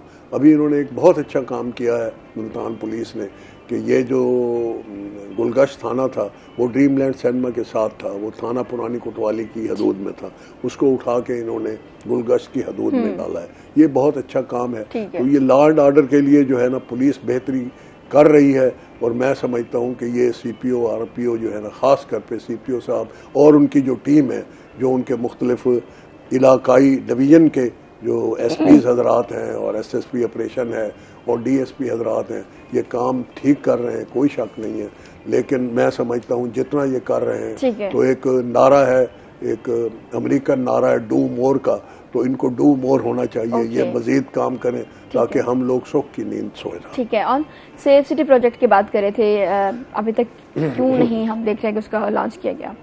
बिल्कुल, अगर मुल्तान में हम बात करें तो मुख्तलिफ जो है जगहों पर जो है CCTV कैमराज इंस्टॉलेशन प्रोग्राम जो है शुरू किया गया था मुल्तान में, मगर उस तरह से हमने देखा कि जिस तरह से लाहौर में आप देखें तो हर चौक पर हर 5-6 किलोमीटर के गैप के बाद आपको जो है वहाँ पर रोड के ऊपर ही जो है कैमराज मिल जाएंगे या दीगर चीज़ें आप देखें तो वहाँ पर जिस तरह से काम किया मुल्तान शहर में जो है एडमिनिस्ट्रेशन को काफ़ी काम करने की, सिग्नल्स नहीं है तो कैमराज फिट करना तो एक बड़ा काम है। बिल्कुल, अगर सिग्नल्स की बात करें तो अभी जो है जहां जहां पर अपग्रेडेशन हो रही है मुल्तान के चौक की, जितने भी मुल्तान में चौक हैं तो कमिश्नर मुल्तान की हिदायत पर उन्हें काफ़ी जो है श्रिंक किया जा रहा है, महदूद किया जा रहा है। आप 9 नंबर चौक देख लें, आप 9 बाईपास देख लें, वहाँ पर काम जारी है और वहाँ पर जो है अब जो ट्रैफिक सिग्नल्स हैं वो भी नए इंस्टॉल किए जा रहे हैं। 3.2 मिलियन का ये प्रोजेक्ट है जिसमें जो है ये नए सिग्नल्स जो है वहाँ इंस्टॉल किए जाएंगे। नवा शहर पे भी हमने देखा कि वहाँ पर भी सिग्नल्स थे, 2 महीने बाद वो है गैर फाल हो गए। मेंटेनेंस की बहुत ज़रूरत है। ठीक है, जफर साहब आखिर में क्या मैसेज देना चाहेंगे? आखिर में मैसेज क्या देना चाहेंगे? मैसेज यही देना चाहूँगा कि हुकूमत को चाहिए कि इसमें कोई शक नहीं है कि वो आवाम की बेहतरी के लिए काम कर रहे हैं, ख़ास करके ये हमारे शहबाज शरीफ साहब, और इनका जो जज्बा है वो भी काबिल दीद भी है और काबिल तहसीन भी है। तो इनको चाहिए भी जो भी ये कानून साजी करे, जो भी स्टेक होल्डर है उनको पहले बिठा के कर ले, उनको भी मुहिब वतन समझें। ये समझते भी हैं, इदारे शायद ना समझते हो, ये समझते हैं, तो उनको मुहिब वतन समझते हुए उनकी तजावीज़ लें और मिल के ऐसी मुल्क के लिए पॉलिसियाँ बनाएं कि जिनके लिए ये मुल्क जो है ना, इनकी जो अपनी एक प्रोग्राम और पॉलिसी है कि उड़ान भरने वाली, तो उनमें ये अवाम भी इनकी मुआविन हो, ताजर भी मुआविन हो और हर बंदा मुआविन। ठीक है, थैंक यू वेरी मच, बहुत शुक्रिया सर आपका, और आपका बहुत शुक्रिया आपने वक्त दिया। इसी के साथ वक्त होता है ब्रेक का, वापस आ रहे हैं इस ब्रेक के बाद।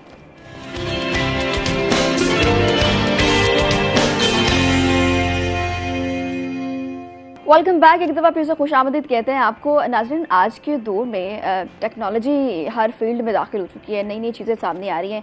आर्टिफिशियल इंटेलिजेंस की अगर बात कर ले तो उस पर बहुत सारा काम किया जा रहा है। अगर आज से कुछ वक्त पहले की बात करें तो क्या चीज़ें थी, अब क्या चीज़ें आ गई हैं और आगे आइंदा आने वाले दिनों में क्या चीज़ें होंगी, कितनी बेहतरी आ सकेगी, इस पे आज हम बात करेंगे। स्पेशली अगर मेडिकल फील्ड की बात करें तो उसमें बहुत सारी चीज़ें नहीं आई हैं। ना सिर्फ बेहतर तरीके से डायग्नोस किया जाता है किसी भी बीमारी को, बल्कि उसका इलाज भी मुमकिन हो चुका है। और आइंदा आने वाले दिनों में किस हद तक इस पर बेहतरी आई जा सकती है, इस पर आज हम बात करेंगे। इसके अलावा कैंसर, जो कि हम इस पर अक्सर प्रोग्राम कर रहे होते हैं कि एक ऐसी बीमारी है, सर मेरे साथ अक्सर कहते हैं क्या नाम, तुम बहुत डराती हो कैंसर से डरना नहीं है। आज हम बात करेंगे कैंसर के हवाले से भी। जिन मेहमानों ने हमें ज्वाइन किया उनका तारुफ आपसे करवा देती हूँ। सबसे पहले हमारे साथ मौजूद है AI रिसर्चर हैं प्रोफेसर डॉक्टर नईम महबूब साहब। अस्सलाम वालेकुम सर। वालेकुम। कैसे हैं आप? अल्हम्दुलिल्लाह। Thank you very much for joining us. इसी के साथ तशरीफ फरमा है XMS और VC रिश्तर हॉस्पिटल यूनिवर्सिटी मुल्तान से हैं डॉक्टर एजाज मसूद साहब। कैसे हैं सर? अल्हम्दुलिल्लाह। बहुत शुक्रिया सर, आपने वक्त दिया। सर आपसे प्रोग्राम का आगाज़ कर लेते हैं। सबसे पहले तो हम ये जानना चाहते हैं कि AI क्या है? एआई का एक तो इमीडिएट उसकी अगर डेफिनेशन करें तो वो बनती है कि वो थिंक लाइक ह्यूमन, कि इंसान की तरह वो सोचता है। लेकिन हमें इसको एआई को समझने के लिए एक ब्रॉडर कॉन्टेक्स्ट पे पहले जाना होगा, जो अमूमन मैं लैकिंग फील करता हूँ जब भी एआई को इंट्रोड्यूस करवाया जाता है। तो हमारा जो इंसानी जहन है, हमारे पास जो नॉलेज है वो पिछले 10,000 साल का है, और उसमें से भी जो रिकॉर्डेड हिस्ट्री है वो 2000 ईयर्स की है। तो हमारा जहन 3 मराहल से गुजरा है। पहला जो मरहला था उसमें जिस्मानी हालत बहुत इंपॉर्टेंट थी। ज़ख़म का मतलब मौत होता था, और ज़ख़म से जो हमें सेहत मिलती थी तो हम समझते थे कि वी हैव बीन परगेटेड। तो परगेशन का जो एक एहसास होता था, हमारा जो माइंड है, ह्यूमन माइंड, वो मुतमईन होता था। फिर उसके बाद परगेशन से आगे की एक फ़ेज़ आती है पिछले 10,000 साल में, वो है फेथ की, डॉगमा, मज़हब। तो मज़हब आपकी स्पिरिचुअलिटी को टच करता है। तो स्पिरिचुअलिटी में जो टॉप की सेटिस्फेक्शन है वो प्योरीफिकेशन है, प्योरीफिकेशन ऑफ द सोल। तो ये दूसरा मरहला था ह्यूमन सिविलाइजेशन के माइंड की एवोल्यूशन का। जो तीसरा इस वक्त चल रहा है मॉडर्न, ये जो फेज़ है इंसान की, इंसान परगेशन प्योरीफिकेशन से आगे बढ़ के अब जो चाहता है वो क्लैरिफिकेशन चाहता है, ह्यूमन अंडरस्टैंडिंग की डेवलपमेंट चाहता है। वो चाहता है कि वो जो डायलेमाज हैं, उसके इर्द गिर्द जो मसाइल हैं, प्रॉब्लम्स हैं, नॉट्स हैं लाइफ की, पैराडॉक्सेस हैं, तो उसकी उसे क्लैरिफिकेशन मिले। तो अब ह्यूमन अंडरस्टैंडिंग यहाँ तक जब पहुँची तो फिर हमें हमारे नॉलेज की जो डाइसेक्शन है वो शुरू होती है इन्फॉर्मेशन की डाइसेक्शन से। इन्फॉर्मेशन बिट्स एंड पीसेस में होती है। इसके 2 पोर्शन होते हैं इन्फॉर्मेशन के, एक तो फैक्ट्स, चाहे वो फिगर्स में हो, और दूसरा उसके साथ जुड़ी हुई चीज़ है कंसेप्ट्स। ठीक है। तो ये जो इन्फॉर्मेशन हम डिलीवर करते हैं, it can be communicated bye means of language, और ये जो इन्फॉर्मेशन है ये आगे कम्युनिकेट हो जाती है। वो जो आगे कम्युनिकेट होती है, जब वो इन्फॉर्मेशन की रिलेशनशिप इंसानी जहन बनाता है, तो उसको नॉलेज कहते हैं। Knowledge is the art of making available information out of information the relationship. तो उस रिलेशनशिप से उसकी अंडरस्टैंडिंग ग्रेजुअली जैसे जैसे उसकी इन्फॉर्मेशन इंक्रीज होती है, टाइम टेस्टेड होती चली जाती है, तो वो अंडरस्टैंडिंग डेवलप होती है। अंडरस्टैंडिंग एक डीप चीज़ है। तो मैं एआई को इसी कॉन्टेक्स्ट में देखता हूँ कि एआई इंफॉर्मेशन नॉलेज की फेज से तक आ गया है, और वो बिल्कुल इंसान की तरह लॉजिकल सोचता है, रीजनिंग करता है, उसके अंदर लर्निंग रखी गई है, 3 डायमेंशंस है उसकी। वो डाटा को भी प्रोसेस करता है, वो जो रिलेशनशिप हैं वो बिल्ड करता है, और आपकी रिकग्निशन करता है उस रिलेशन से, आपके इमेजेस की, आपकी स्पीच की, वो आपकी लैंग्वेज को, जो सबसे मुश्किल फिनोमिना इंसानी सिविलाइजेशन का, जो उसने एक दूसरे से बात करने के लिए डेवलप किया, तो उसको भी वो डिकोड कर चुका है। तो अब वो अगला मरहला अंडरस्टैंडिंग का है। Understanding leads to word skill. अगर उसको ऑपरेशनल कर दें अंडरस्टैंडिंग को, तो स्किल जो ह्यूमन, ये जो आर्टिफिशियल इंटेलिजेंस है, जो मशीन थी पहले, जो कंप्यूटर साइंस का एक ये शोबा है, वो अब यहाँ तक पहुँच गया कि वो अंडरस्टैंडिंग को स्किल तक कैसे लेके जाना है। 2028 तक इसकी जो कैपेसिटी है वो यकीनन 5000 गुना ज़्यादा हो जाएगी। जो इस वक्त है उसको हम जो दे रहे हैं वही वो लर्न कर रहे हैं। इसकी कुछ लिमिटेशंस भी हैं, और इसकी तकरीबन 20 डोमेन्स मैंने आइडेंटिफाई किए हैं जहाँ ये रेवोल्यूशनरी चेंज ला चुका है, जिसमें से एक मेडिकल फील्ड तो बहुत ज़्यादा इसमें रेवोल्यूशन आ चुका है। ठीक है सर, मेडिकल फील्ड की बात कर लेते हैं। मेडिकल फील्ड में आर्टिफिशियल इंटेलिजेंस किस हद तक काम कर रहा है? मेडिकल फील्ड में अब हम जहाँ तक हमारी लिमिट पहुँच चुकी है नॉलेज की, वो जेनेटिक इंजीनियरिंग है। उसके ज़रिए से अब बिल्कुल पैराडाइम शिफ्ट होने वाला है। ये एलोपैथी का जो डॉक्टर साहब बेहतर बताएंगे, एलोपैथी का जो तरीका इलाज पिछले 4-5 सदियों से एवॉल्व किया है, अब ये बिल्कुल शिफ्ट हो जाएगा टूवर्ड्स जेनेटिक इंजीनियरिंग और जेनेटिक मेडिकेशन, उसकी तरफ हम चले जाएंगे। तो एआई वहाँ बहुत ज़्यादा जो है ना वो फैसिलिटेट करेगा। ह्यूमन माइंड बैक वक्त 12 जो इंसिडेंट्स एग्जांपल्स को आपस में को रिलेट करके, रिलेशन करके, तो एनालिसिस करने के बाद फाइंडिंग्स निकालते हैं। जबकि एआई में वो सलाहियत है कि ये बिलियंस एंड बिलियंस जो डाटा है उसको प्रोसेस करके उसमें से वो निकालता है। तो फिर ह्यूमन जो हेल्थ है इसमें एक रेवोल्यूशन आ सकता है। ख़ास तौर पे मैं पढ़ रहा था कि इंसानी सबसे ज़्यादा रिसर्च किस टॉपिक पे हो रही है दुनिया में, तो 53% जो रिसर्च का रिसोर्स है वो लग रहा है लॉन्जिविटी पे, कि इंसान की उम्र को ज़्यादा कैसे किया जा सकता है। पिछली सदी में हमने 75 का माइलस्टोन अचीव किया। इस सदी में ये कह रहे हैं कि हमने स्पेस एज में जाना है, वहाँ लॉन्ग ट्रैवल है, हमें लंबी उम्र चाहिए, किस तरह से उसको अचीव करेंगे। तो इनका टारगेट था AI के इंट्रोडक्शन से पहले 150 का।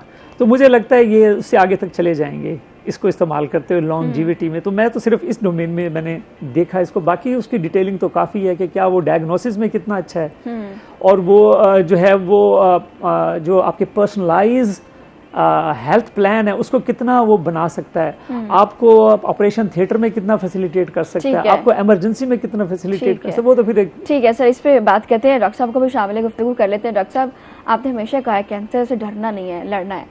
कैंसर है क्या? हमारी बॉडी में हर वक्त टूट फूट हो रही है, तो हमारी बॉडी में हमारी कुव्वत मुदाफ़त है जो उसे कंट्रोल करती है। जब कुव्वत मुदाफ़त कम हो तो कैंसर हावी हो जाएगा, अगर ठीक हो तो कैंसर पे हम काबू पा लेंगे। तो कैंसर एक सिंगल बीमारी नहीं है।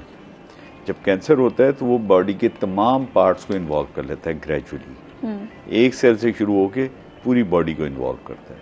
तो इसलिए ये लेटर स्टेजेस पे जाके ख़तरनाक हो जाता है। अगर अर्ली स्टेज पे डिटेक्ट हो जाए तो 100% क्योर है। ठीक है, इसका मतलब जो लोग कहते हैं कि कैंसर का मतलब होता है मौत, वो गलत है। असल में आप ये देखें कि हमारे माशरे में या कहीं पे भी दुनिया में हर घर में डायबिटिक भी होगा और हाइपरटेंसिव भी होगा, ब्लड प्रेशर का मरीज भी होगा। कैंसर का हर घर में मरीज नहीं होगा, मगर डरते हम कैंसर से हैं। कैंसर से, ठीक है ना। मेरे ख्याल में कैंसर काबिल इलाज है और ब्लड प्रेशर और डायबिटीज मौत की तरफ लेके जाते हैं। अच्छा, अगर आप कंट्रोल नहीं करेंगे शुगर को या ब्लड प्रेशर को, आपके जिस्म के हर हिस्से को वो जिस तरह पानी की पाइप जंग खा जाता है ना, शुगर और ब्लड प्रेशर उसे खा जाते हैं। हम उसकी फिक्र नहीं करते। हम अगर डायबिटिक है, मैं डायबिटिक हूँ, तो अगर डायबिटिक हैं तो आप कहेंगे चलें मीठा खा लेते हैं, एक गोली खा लेंगे। That is not the treatment. और ये दो लफ्ज़ हैं, एक ट्रीटमेंट है, एक क्योर है। डायबिटीज और ब्लड प्रेशर का ट्रीटमेंट है, यानी इलाज किया जा सकता है, खत्म नहीं किया जा सकता। मगर कैंसर वो मर्ज है, अगर अर्ली डिटेक्ट हो तो 100% खत्म किया जा सकता है। इलाज की तो होगा मगर खत्म हो जाएगा। तो फिर हम इसको साइलेंट किलर क्यों कहते हैं? हाँ, इसे साइलेंट किलर इसलिए कहते हैं कि हम लोग इंतजार करते हैं कि दर्द होगा तो दिखाएंगे। मिसाल के तौर पे रात को भी एक पेशेंट मेरे पास आई थी, वो कहती थी मुझे ब्रेस्ट में गुठली और पेन है। वो कैंसर नहीं है, ये पेनलेस लंप होता है और हम इस इंतजार में होते हैं कि दर्द होगा तो दिखाएंगे। पेनलेस लंप जो होता है ना, वो ज्यादा खतरनाक है। ओके, सम केसेस में पेनफुल भी होता होगा। वो लेटेस्ट स्टेज में पेनफुल हो जाते हैं, ठीक है। अर्ली स्टेज में बिल्कुल पेनलेस होता है, इसीलिए तो डिटेक्ट नहीं होता। अगर अर्ली स्टेज में पेनफुल हो जाए या पता चल जाए तो डिटेक्ट हो जाएगा। हमने क्राइटेरिया वो बनाया हुआ है कि पेन होगा तो दिखाना है। Pain is not the criteria, ठीक है। हम कहते हैं हर खातून 20 साल की उम्र में सेल्फ ब्रेस्ट एग्जामिनेशन करे, मेरे ख्याल 1% लोग भी नहीं करते, ठीक है। तो ये वो चीज़ है जो आपको अर्ली डिटेक्ट करेगी। अगर फ्रैक्चर हो जाता है, ब्रेस्ट कैंसर इतना बिगड़ जाता है कि वो फ्रैक्चर हो जाता है। जब फ्रैक्चर होगा तो काम बिगड़ गया ना, आपने उसे अर्ली डिटेक्ट। तो ये चीज़ है मकसद, साइलेंट किलर इसलिए कहा जाता है। ठीक हो गया। सिम्टम्स क्या हैं इसके? क्योंकि पेनफुल होता है तो पेनफुल नहीं होता, पेनलेस होता है। तो पेनलेस होता है तो फिर क्या आपको, कैसे आप इसको पहचान पाएंगे कि ये अगर लिम्फ है तो ये तो कैंसर का है? देखें, बात ये है कि तशखीस करना आपका काम नहीं है। हमारे पाकिस्तान में ना हर बंदा डॉक्टर है, हर बंदा मशवरा देता है। आप मेडिकल स्टोर पे जाएं, उसे कहें दर्द है, सेप्ट्रॉन की गोली दे दो। सेप्ट्रॉन इज एंटीबायोटिक। आधे डॉक्टर हैं सर फार्मेसी वाले, ठीक है ना। नहीं, आधे डॉक्टर होंगे, उनका डोमेन जो है उस डोमेन में रहे। हमारा हर बंदा दूसरे की डोमेन में जाने की कोशिश करता है। अब AI के प्रोफेसर साहब बैठे हैं, मेरा कोई काम नहीं है मैं इनकी डोमेन में आके बात करूं, ठीक है। और हर चीज को अपनी डोमेन में रह के बात करनी चाहिए। वहां जाके जब ये होता है तो फिर गड़बड़ होती है। पेनलेस लंप होता है। हमें कोई भी आपने सवाल किया कि क्या अलामत है, कोई भी अलामत हो, बुखार है, अगर किसी क्वालिफाइड डॉक्टर से इलाज के बावजूद 1 माह तक ठीक ना हो तो समझे कुछ और है।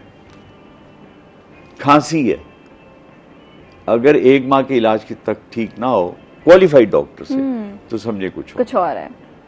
अब देखें, खांसी एक सिम्टम है, अलामत है।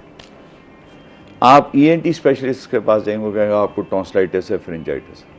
आप चेस्ट स्पेशलिस्ट के पास जाएंगे, वो कहेगा आपको एस्थमा है, आपको ब्रोंकाइटिस है। आप कार्डियोलॉजिस्ट के पास जाएंगे, वो कहेगा आपको कार्डिक एस्थमा है। आप मेरे पास कैंसर के स्पेशलिस्ट के पास आए, वो कहेगा आपको कैंसर है। ये बात नहीं, आप एक तरफ तवज्जो दें, उसकी तशखीस करें। तशखीस करने के बाद अगर कोई मर्ज 1 माह तक इलाज क्वालिफाइड डॉक्टर से इलाज के बावजूद ठीक नहीं होता तो समझे कोई बुखार है, बुखार नहीं ठीक हो रहा तो समझे कुछ और हम ये भी तो करते हैं ना कि 2 हफ्ते एक डॉक्टर के पास चले गए, 1 हफ्ता अगले हफ्ते हमने डॉक्टर ही बदल लेना है। तो एक ये भी नहीं, मेरे ख्याल में ना पाकिस्तान का नाम बदल देना चाहिए। पाकिस्तान का नाम अब जल्दी पूरा होना चाहिए। हर बंदा जल्दी में है जी, ये हो जाए जी बस।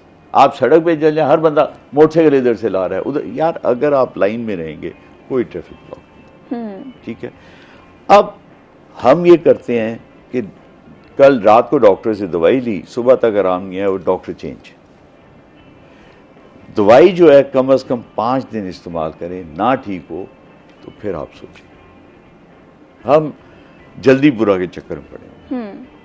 ठीक हो गया, ये चीज़ें ख़त्म कर दें तो मेरे ख्याल में बेहतरी आ जाएगी और हर इंसान को इसी तरफ जाना चाहिए। बच्चों को भी कैंसर हो सकता है जी? मैंने सबसे छोटा बच्चा 2 माह का देखा है जिसे कैंसर था। उसको तो फिर तब से ही होगा ना जब वो माँ के पेट में होगा। जी हाँ, 32 साल से मैं कैंसर को देख रहा हूँ, 32-33 साल से, बल्कि ज्यादा हो गए। तो 2 माह का बच्चा था जिसे हेपेटोब्लास्टोमा था। अच्छा, मतलब ये इस पे भी हो सकता है। ठीक हो गया। सर, कैंसर होता क्यों है, क्या चीजें होती हैं? मैंने आपको पहले अर्ज किया, आपके अंदर जिस्म में टूट फूट हो रही है, उसके ऊपर फैक्टर्स आते हैं, मसलन टोबैको। हाँ, ठीक है, आप टोबैको का इस्तेमाल करेंगे। मैं आपको मिसाल देता हूँ पान की। पान में इंग्रेडिएंट्स देखें, उसका पत्ता है। मैं आपको ये पत्ता उतार के दूं तो आप खाएंगी? कभी नहीं खाएंगी। पान का पत्ता खाते हैं हम, उसके ऊपर लगाते हैं चूना। अब चूना, अब तो पेंट आ गए हैं, पहले चूना होता था, पानी में भिगो के ओवरनाइट रखते थे, उसमें से धुएं निकलते थे, ठीक है। वो चूना आप पान पे लगा रहे हैं, आपके मुंह में जाके क्या करेगा वो? फिर उसके ऊपर लगता है कत्था। कत्था क्या है? एक दरख्त की छाल है। क्या मैं आपको छाल भिगो के दे दूं, आप खाएंगी? आप वो भी खा रही हैं, ठीक है। तो उसके ऊपर गंदला जो भी है खा रही हैं। फिर आगे सुपारी। सुपारी नोकदार चीज है, अगर नीचे गिरी हो, मैं नंगे पांव जा रहा हूं, मेरे जो एड़ी में लगे, मैं हुई दर्द हुई, वो आप मुंह में डाल रही। फिर आ गया तंबाकू, ये उसके इंग्रेडिएंट्स। जब आप पान कॉन्टिन्यूसली खाते हैं, यहाँ पड़ा हुआ है, पड़ा हुआ है, पड़ा हुआ है, तो वहां पे क्या होगा? वो लोकल कत्था एक्ट करेगा, वो चूना उस जगह पे अंदर वाले हिस्से को जख्म बना देगा। अच्छा, जो नोकदार सुपारी है उसके अंदर जख्म को फाड़ेगी। सुपारियां तो हम वैसे भी खा रहे होते हैं ना, इतना हर बंदे के पॉकेट में आपको सुपारी मिलेगी, तो कोई अच्छी चीज तो नहीं है। अगर आप कह रही हैं तो वो कोई अच्छी चीज है, वो उसे भी हो सकता है, ठीक है। सुपारी उसे मजीद फाड़ देगी। उसके ऊपर जब कत्था और तंबाकू एक्ट करेगा तो आप सोचें मजीद कैंसर हो जाएगा। तो दीज आर दी फैक्टर्स जब आप उसके अंदर आ जाएं। इसी तरह जिगर का कैंसर है, हेपेटाइटिस से होता है। इवन पाकिस्तान में अल्कोहल नहीं है, alcohol is the main cause, Europe और अमेरिका। हमारे यहाँ वो नहीं है, मगर हम पैदल नहीं चलते। Fatty liver is the cause in Pakistan of liver cancer. Europe में तो अल्कोहल ज्यादा इस्तेमाल किया जाता है, फिर वहां तो रेशो ज्यादा होनी चाहिए। हमारे यहाँ इसलिए ज्यादा है कि हम फैटी लिवर हैं, हम चलते नहीं है, खाने के बाद एक ही जगह पे बैठे रहते हैं, चर्बी है। फिर आप आ जाएं कोलन का कैंसर, मैदे का कैंसर। हम मियाना रवी नहीं इख्तियार करते। आपकी खुराक में 90% चिकन है, 10% चाय है, बाकी कुछ नहीं है, ठीक है। जो आप हर इलाके के अपने कैंसर है। फॉर एग्जाम्पल KPK या बलोचिस्तान में जाएं वो सज्जी खाते हैं, ठीक है, डायरेक्ट फ्यूम से जो होती है वो कैंसर करती है, मैदे का। ठीक है सर, इन तमाम बीमारियां कैंसर पे बात करेंगे वन बाय वन। ब्रेक के बाद, ब्रेक का वक्त होगा, एक छोटे से ब्रेक के बाद वापस आ रहे हैं।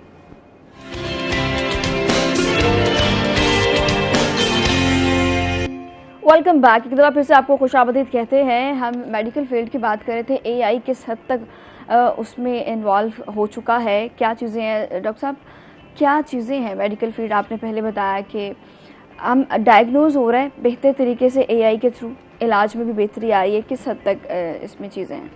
पाकिस्तान में जो एक मामला बहुत ज़्यादा सामने आता था कि हमारे डॉक्टर्स कैपेसिटी और कैपेबिलिटी और नॉलेज के हिसाब से किसी से कम नहीं है द वर्ल्ड ओवर, लेकिन यहाँ इशू डायग्नोसिस का है। अब डायग्नोसिस में भी बहुत सारे फैक्टर्स आते हैं कि वो किस किस्म की मशीनें इस्तेमाल की जा रही हैं, उस जो लोग उन चीज़ों को इस्तेमाल कर रहे हैं वो कितने एक्सपर्ट हैं, तो ह्यूमन एलिमेंट इसमें ज़्यादा इन्वॉल्व हो जाता था। फिर कमर्शलाइजेशन भी थी, तो AI ने काफ़ी सूरत हाल को तब्दील कर दिया। जैसा कि अभी सर कैंसर की बात कर रहे थे, ही इज़ कैंसर स्पेशलिस्ट, तो AI ने इस फील्ड में उसको जब इस्तेमाल किया गया, ऑन्कोलॉजी कहते हैं शायद ये डिपार्टमेंट होता है, रेडियोलॉजी ऑन्कोलॉजी, तो उन मशीनों के साथ इंटीग्रेट करके जब AI के ज़रिए से जो टेस्ट किए गए कैंसर के, तो डिटेक्शन का जो रेशो निकली वो 95% है। तो बहुत अच्छी प्रोसीजन है AI के हवाले से हम देखें। दूसरा, AI का इस्तेमाल जापान में सबसे पहले शुरू हुआ है। ये जो सर बात कर रहे थे, बिल्कुल ठीक कर रहे थे कि यूरिनेशन का हमारे पास पब्लिक टॉयलेट्स नहीं है। कल मैं एक पार्क में वॉक कर रहा था, गोल बाग, तो वहाँ टॉयलेट को ताला लगा हुआ था। तो मैंने फ़ौरन जाके उसकी इंतज़ामिया को पकड़ा, मैंने कहा इधर आओ भाई, मैंने तुम्हारे DG के साथ ट्रेनिंग की है अभी, तो मैं उसके कांटेक्ट में हूँ, उसके ग्रुप में मैं तस्वीरें भेज रहा हूँ, उसको आपने ताला क्यों लगाया? आपको पता नहीं है ये बनाए किस लिए जाते हैं? आप इसकी चाबियाँ दे देते हो, इर्द गिर्द जो दुकानदार हैं उनको सिर्फ वो यूज़ करें, इसे खोलो अभी। तो उसने खोला, और ये वाकई इशू है हमारे यहाँ कि हम समझते नहीं है कि बेसिक नीड है, और उसके लिए हम फ़ज़ा नहीं बनाते। जापान ने, मैं हाल ही में देख रहा था कुछ वीडियोस के, उन्होंने जो कमोड्स बनाए हैं, कमोड्स में इंटीग्रेशन की है AI के साथ, टेस्ट चेक की ना, तो आप अगर जब उसमें यूरिनेशन करते हैं फॉर एग्जांपल, तो साथ ही जैसे उठते हैं, फारिग होते हैं, तो आपको टेस्ट रिपोर्ट सारी आ जाती है कि आपकी हेल्थ कंडीशंस ओवरऑल क्या हैं, और यानी आप रियल टाइम में अपनी सेहत को मॉनिटर कर रहे हैं, जो बड़ा मसला है कि हमारे यहाँ वो नहीं है कि हम रियल टाइम में करें इस वक्त क्या कुछ हो रहा है मेरे यहाँ। वो तो कैंसर और तकलीफ़ का सर ने इंडिकेटर बताया, बिल्कुल ठीक है, हम कहते हैं तकलीफ़ होगी तो बीमारी की ट्रीटमेंट शुरू होगी, तो प्रिवेंटिव मेजर्स हम नहीं लेते। बहरहाल अब AI इंटीग्रेशन के साथ वेयरेबल डिवाइसेस आ चुकी हैं, तो जो आपके वाइटल्स को हम मॉनिटर करती हैं और आपको उसके बारे में डिटेक्शन देती हैं। फॉर एग्जांपल आपका ब्लड प्रेशर कितना है, आपका ब्लड शुगर कितना है, आपकी कार्डियक जो स्पीड है हार्ट की को कितनी है, उसका हार्ट रेट, बीट रेट, तो ये आप मॉनिटर करने लग जाते हैं। ठीक है, तो ये आने वाले कि AI डॉक्टर से बेहतर तशखीस कर सकता है, इस पे बात करते हैं। लेकिन एक कॉलर हमारे साथ है, कॉल ले लेते हैं। अस्सलाम वालेकुम। कौन कहाँ से बात कर रहा है? बात कर रहा हूँ मुल्तान से, आपके पास ही कैंसर जी, क्या कहना चाहेंगे? तो वो था, छोटे भाई को कैंसर था, तो पहले तो पेन हुआ था, तो पेन के 2 दफ़ा हड्डी टूटी है, हड्डी वालों से हड्डी जुड़वाते रहे हैं, लेकिन फिर तीसरी दफ़ा जब डॉक्टर गए हैं, निश्ता चेक कराया, तो उसमें रिपोर्ट्स में आया है कि कैंसर है। तो ये इसका कैसे इलाज हो सकता है, कुछ गाइड कर सकते हैं डॉक्टर साहब हमें? ठीक है मुनीब, बहुत शुक्रिया आपने कॉल की, इस पे भी बात करते हैं। डॉक्टर साहब हमारे साथ मौजूद हैं। सर, बेहतर तशखीस कर सकती है AI डॉक्टर से? देखिए, कुछ लिमिटेशंस हैं, और इंसानी जहन जो है वो अपनी क्रिटिकल थिंकिंग, अपनी इंटरपर्सनल स्किल्स, सोशल स्किल्स और ह्यूमन साइकोलॉजी, डॉक्टर सिर्फ मेडिसिन के शोबे का ही एक्सपर्ट नहीं होता, डॉक्टर डीलिंग करके जो मरीज़ है उसकी साइकोलॉजी को भी समझने लग जाता है कि वो मरीज़ इस वक्त किस स्टेट में है। यानी वो जब मरीज़ के साथ इंटरेक्शन कर रहा होता है तो वो बहुत सारी डायमेंशंस के साथ कर रहा होता है, और वो एट द सेम टाइम बहुत सारे फैक्टर्स को भी देख रहा होता है। AI की लिमिटेशन ये है कि वो सिंगल फैक्टर को देखेगा, उसको जो डाटा दिया गया है, उसे ख़ास डोमेन की तैयारी करवाई गई है, वो उसमें तो वो आपको बता सकेगा, लेकिन जैसे ही वो डिफरेंट एरिया हो जाएगा नॉलेज का अबाउट द पेशेंट, तो वो वहाँ उसकी लिमिटेशन। जी सर, पहले तो उनका जवाब दे दें कि मरीज देखे बगैर हम कुछ नहीं कह सकते। तो किसी डॉक्टर के पास जाएं, निश्तर में ले जाएं, मेरे पास आना चाहे मेरे पास आ जाएं। जब तक मरीज को ना देखा जाए हम आगे तशखीस करके इलाज नहीं कर सकते। मरीज का देखना बहुत ज़रूरी है जी। अब ये आर्टिफिशियल इंटेलिजेंस में ये अब नाम दे दिया आपने artificial intelligence. What do you think, आज से अगर 30-40 साल पीछे चले जाएं तो कोई सीटी स्कैन था, कोई MRI था, कोई पेट सीटी था, इलाज तब भी होता था, लोग ठीक होते थे। डेथ रेशो ज्यादा थी ना सर, टीबी से लोग मर रहे होते थे, आप देखिए मैं ऐसा उस नहीं पे है? आ रहा हूँ ना, मेरे से था। आर्टिफिशियल इंटेलिजेंस का ये बेनिफिट है, अब हम डॉक्टर जो है ना ज्यादा इन्वेस्टिगेशन पे डिपेंडेंट हो गए। ठीक है, अब जिस चीज को आपने फीड कर दिया AI को, उसके अंदर परफेक्ट है वो। मगर हम जो है ना ग्रेजुअली डॉक्टर्स लो होते जा रहे हैं। एक बात इंपॉर्टेंट ये है।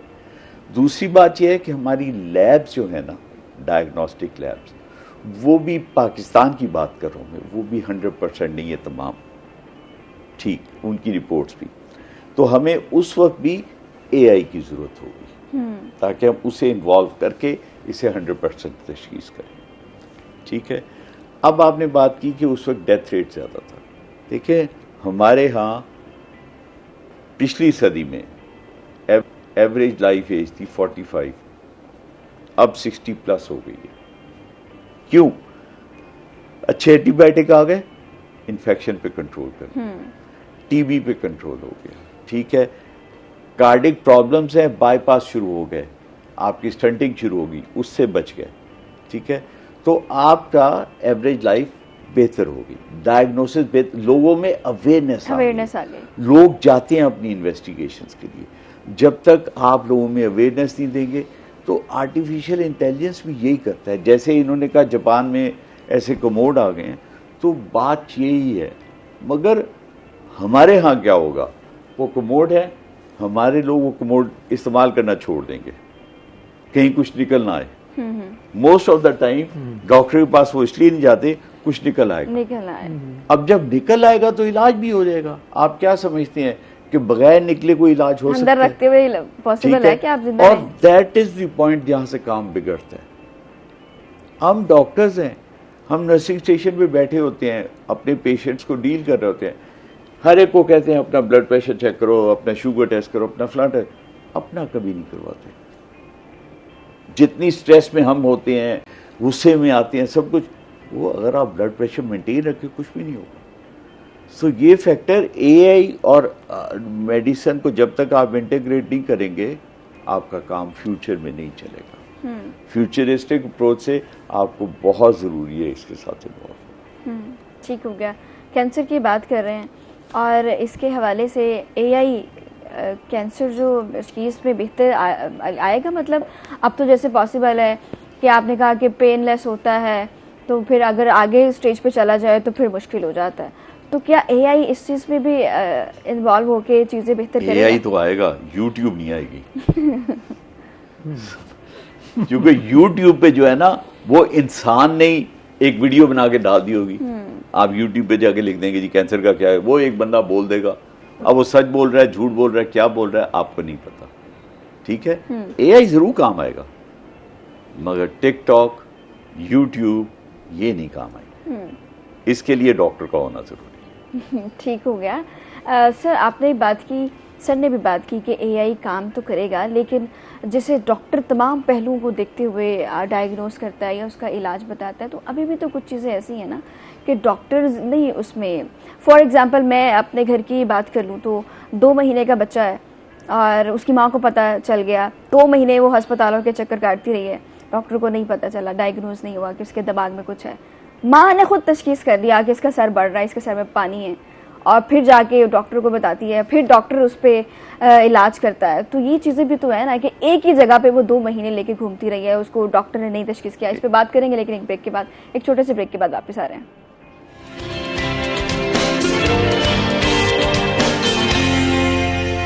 Welcome back. एक बार फिर से आपको खुशामदीद कहते हैं। डॉक्टर साहब, AI से हम देख रहे हैं कि रोबोटिक सर्जरीज भी हो रही हैं, किस हद तक सक्सेसफुल हैं जो सर्जरीज रोबोट्स के ज़रिए की जा रही है? क्या यहाँ पर पॉसिबल? देखें, जो AI है 2 किस्म के होते हैं। एक होता है वीक एआई या नैरो एआई, एक होता है स्ट्रॉन्ग या जनरल एआई।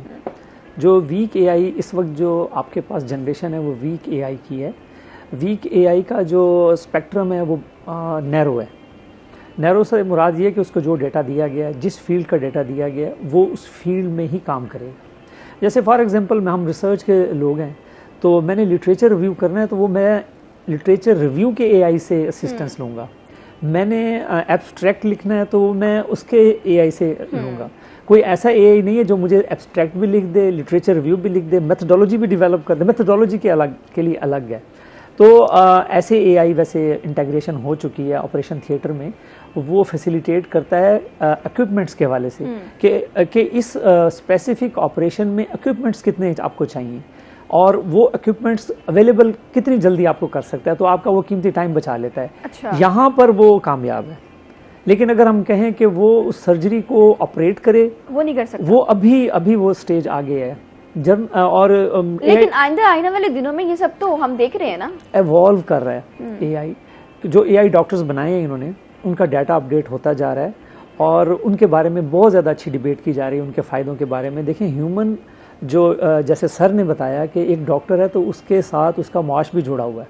एक डॉक्टर है, उसके साथ उसका जब वो काम कर रहा है, वर्किंग कंडीशंस उसकी वो कैसी हैं, उसने रात को कितना जागा, कितनी रातों से जाग रहा है, तो उसके ऊपर स्ट्रेसेस बहुत सारे हैं एक इंसानी तौर पे। वो एआई के डॉक्टर्स के बारे में कहा जा रहा है जो कमिंग जनरेशन होगी कि वो ऐसा नहीं होगा, उसके ऊपर कोई स्ट्रेस नहीं होगा, उसके ऊपर कोई सोशल प्रेशर्स नहीं होंगे, उसके ऊपर कोई मौज का मसला नहीं होगा और वो 24/7 वो अवेलेबल है, तो उसका डाटा अपडेट होता रहेगा। तो ऐसा ऐसा एक वक्त आ जाएगा कि एआई डॉक्टर्स मल्टीटास्कर हो जाएगा। ठीक है। और वो फिर रिप्लेस करेगा इसे, क्योंकि ये ह्यूमन रिप्लेसमेंट पे भी बड़ी बात होती है कि एआई के आने से क्या हो पॉसिबल है। 1 करोड़ नौकरियां खत्म होने वाली हैं और अब हो भी रही हैं। जैसे मेरा एक स्टूडेंट फ्रीलांसर है, वो बता रहा था कि 6 लोग मेरे साथ काम करते थे, तो जैसे ही एआई इंट्रोड्यूस हुआ कंपनी ने मुझे कहा अब इसे इंडक्ट करें, एआई को इंटीग्रेट करें अपने काम में।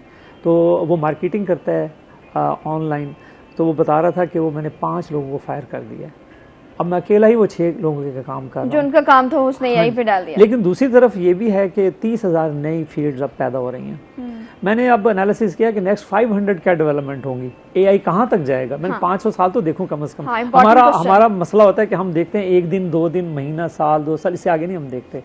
तो एआई प्रिवेल कर जाएगा और ह्यूमन अगर बचेंगे उनसे, ओवर रिलायंस ना करें उसके ऊपर, तो वो अपनी क्रिटिकल थिंकिंग, अपनी क्रिएटिविटी से बचेंगे। तो ह्यूमंस को चाहिए कि ओवर रिलायंस ना करे, उसे एक टूल के तौर पे ले। जो अभी तक टूल है वो आप पर ऑक्यूपाई नहीं करेगा आपको। उस एआई को भी तो किसी ने कंट्रोल करना है ना। अब अगली जो जनरेशन, जब मैं कह रहा हूँ, मैंने कहा स्ट्रॉन्ग एआई। स्ट्रॉन्ग एआई के बारे में कहा जाता है कि वो अभी तक फिक्शन है, अभी तक रियलिटी में उसका वजूद नहीं है। वो जो स्ट्रॉन्ग एआई है वो सेल्फ कॉन्शियसनेस रखता है, वो इमोशंस रखता है, वो खुद हाइपोथेसिस बना सकता है, वो खुद मफरूज़े बना के उस पर इम्प्लीमेंट कर सकता है। अभी तक कुछ तो चीज़ें आई हैं सामने हमारे, लेकिन अभी कोई जर्नल टेंडेंसी एआई में नज़र नहीं है। जैसा कि 2021 में एक केस सामने आया, एक एप्लीकेशन है रेप्लिका, और रेप्लिका का मतलब ये है कि वो आप जो उसे कहते हैं और आपकी चॉइसेस के मुताबिक ही वो दुनिया तख्लीक करता चला जाता है, वो आपको वो चीज़ें देता है। तो आप उसको जो स्क्रोलिंग करते हैं, उस स्क्रोलिंग को कहते हैं डूम स्क्रोलिंग। वो स्क्रोलिंग ऐसी होती है कि जैसा आपने सोचा वैसा ही आपकी तरफ चीज़ें आनी शुरू हुई, तो आपको दुनिया भी वैसे लगने लगी। अगर आप पैसिमिस्टिक हैं तो आप पैसिमिस्टिक चीज़ें निकालेंगे और वो फिर आपको पैसिमिज्म, डिप्रेशन की तरफ ले जाएगी। तो उस ऐप के इस्तेमाल की वजह से एक लड़के ने प्लान बनाया कि मलका बरतानियों को मैं असैसिनेट करता हूँ। ओके, अगर एआई से कोई फैसला गलत हो जाए, मेडिकल फील्ड की बात कर रही हूँ, तो फिर क्या चीज़ें देखें आप उसकी डोमेन क्या तय करते हैं। मैंने बताया कि अभी तो मल्टीटास्कर नहीं है वो यहाँ, वो ऑपरेशन रूम में आपको फैसिलिटेट कर सकता है। वो MRI, CT स्कैन, एक्सरेज, उसकी एक्यूरेसी को वो प्रिसीशन तक ले गया है, 95% तक ले गया है। वो एक टूल के तौर पे आप यूज़ कर सकते हैं उसको। और वो अगर आप वो जर्नल एआई आ गया तो वो ख़तरा है कि वो इंसानियत को ओवरकम कर सकता है आने वाले वक्त में। और इस थीम पे मैंने काफ़ी मूवीज़ देखी हैं जो काफ़ी वेल साइंटिफिक डाटा के ऊपर बनाई हैं उन्होंने। जैसे मैट्रिक्स है, मैट्रिक्स है एक मूवी, और अब मैंने डेड रेकनिंग देखी है। तो इस तरह से बहुत सी मूवीज़ आ रही हैं जिसके ज़रिए से वो साइंस फिक्शन की जो बता रहे हैं कि अब AI अगर ओवरकम कर ले इस सिनेरियो को वो कर रहे हैं।